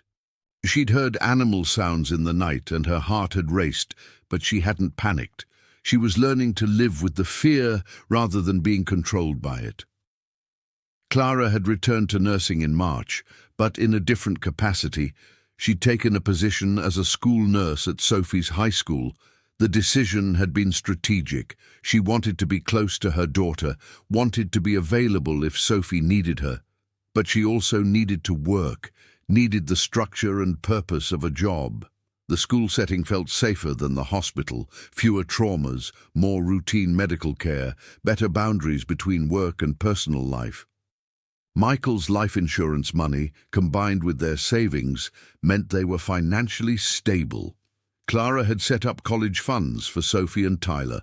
Michael would have wanted that. She donated a significant amount to the Alaska Wildlife Alliance, an organization that worked on bear conservation and human-bear conflict reduction. It felt important to do something positive, to have Michael's death contribute to something beyond just loss. In May 2026, Clara received an unexpected visitor. Sergeant Bill Remington, the wildlife trooper who'd led the rescue operation, was in Columbus for a law enforcement conference and had asked if he could stop by. Clara was surprised but agreed to meet him. They met at the same coffee shop where Clara had met with Miranda Chen a year earlier. Bill was in civilian clothes, looking older than Clara remembered from that horrible day. He ordered coffee, made small talk for a few minutes, and then got to the point. "I wanted to check in on you and your daughter," he said. "See how you were doing. I think about you folks a lot, about that day, about your husband." Clara nodded slowly. "We're surviving," she said. "That's about all I can say." Bill nodded. "I've worked 4 fatal bear attacks in my career," he said. "Every one of them haunts me. Not because I did anything wrong. We did everything by protocol, everything right, but because of the randomness of it, the bad luck, the way a person can be going about their life, doing everything reasonable, and then just—" He made a gesture like an explosion. "Gone." "Do you still work in the field?" Clara asked. "After what you've seen?" "I do," Bill said. "Because for every attack, for every tragedy, there are thousands of human-bear encounters that end peacefully. Millions of hours of people recreating in bear country without incident. The attacks are statistical outliers. But when you're the outlier, statistics don't mean much." Clara smiled slightly bitterly. "Everyone keeps telling me how rare this was, how unlikely, like that's supposed to make it better." "It's not supposed to make it better," Bill said. "Nothing makes it better. But I wanted you to know that your husband's death wasn't meaningless. The changes we've made, the new signage, the trail closures, the education programs, they're because of what happened to your family. We can't prevent every attack, can't eliminate every risk, but we're trying to make sure fewer people have to go through what you went through." Clara sat with that for a moment. "Thank you," she said finally, "for coming, for telling me that. It doesn't fix anything, but it helps. A little." By the summer of 2026, 18 months after Michael's death, Clara and Sophie had reached something resembling equilibrium. They were still in therapy, still on medications, still carrying their trauma like heavy backpacks they couldn't set down. But they were also laughing sometimes. They were making plans for the future. Sophie was thinking about colleges. Clara was considering dating again, not seriously, not yet, but she'd at least acknowledged that she was only 54 years old, that she might have decades of life ahead of her, that living them alone wasn't necessarily what Michael would have wanted for her. The trauma would never disappear. Clara would always have the scars across her chest and shoulder, physical reminders that could never be hidden or forgotten. Sophie would always have the memories, the flashbacks triggered by unexpected things. A nature documentary, a large dog, the smell of pine trees. They would both carry January 6th, 2025, for the rest of their lives. But they would also carry Michael's love, his enthusiasm for life, his desire to share beauty and wonder with his family. They would carry the good memories alongside the terrible one. They would survive not by forgetting but by remembering everything. The joy and the horror, the love and the loss, the man Michael was, and the way he died. All of it woven together into the complicated fabric of their continued lives. The bear, catalogued officially as BG 2024-17 in Fish and Game records, killed humanely after its attack on Michael Turner, was necropsied completely. Its skull was preserved for educational purposes, now part of a display at the Alaska Wildlife Conservation Center in Portage, where visitors learn about bear biology and behavior. There's a plaque explaining the circumstances of the bear's death, explaining the importance of proper wilderness precautions, explaining that bears are not monsters, but animals following their own imperatives for survival.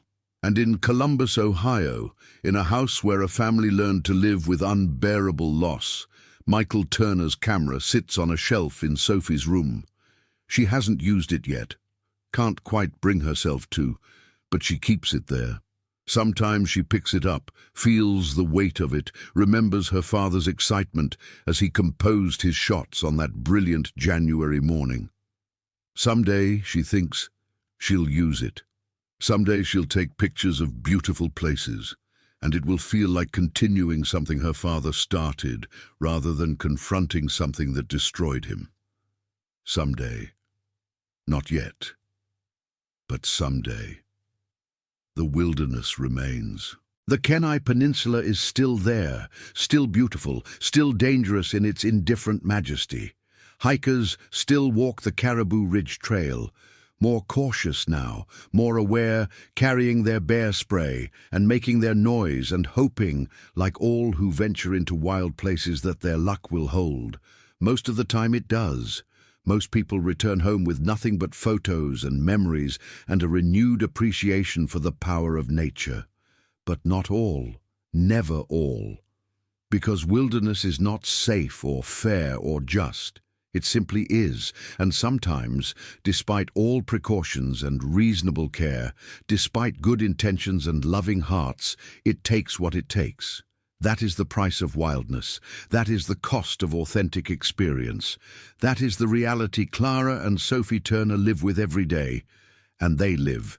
Despite everything, impossibly, they live.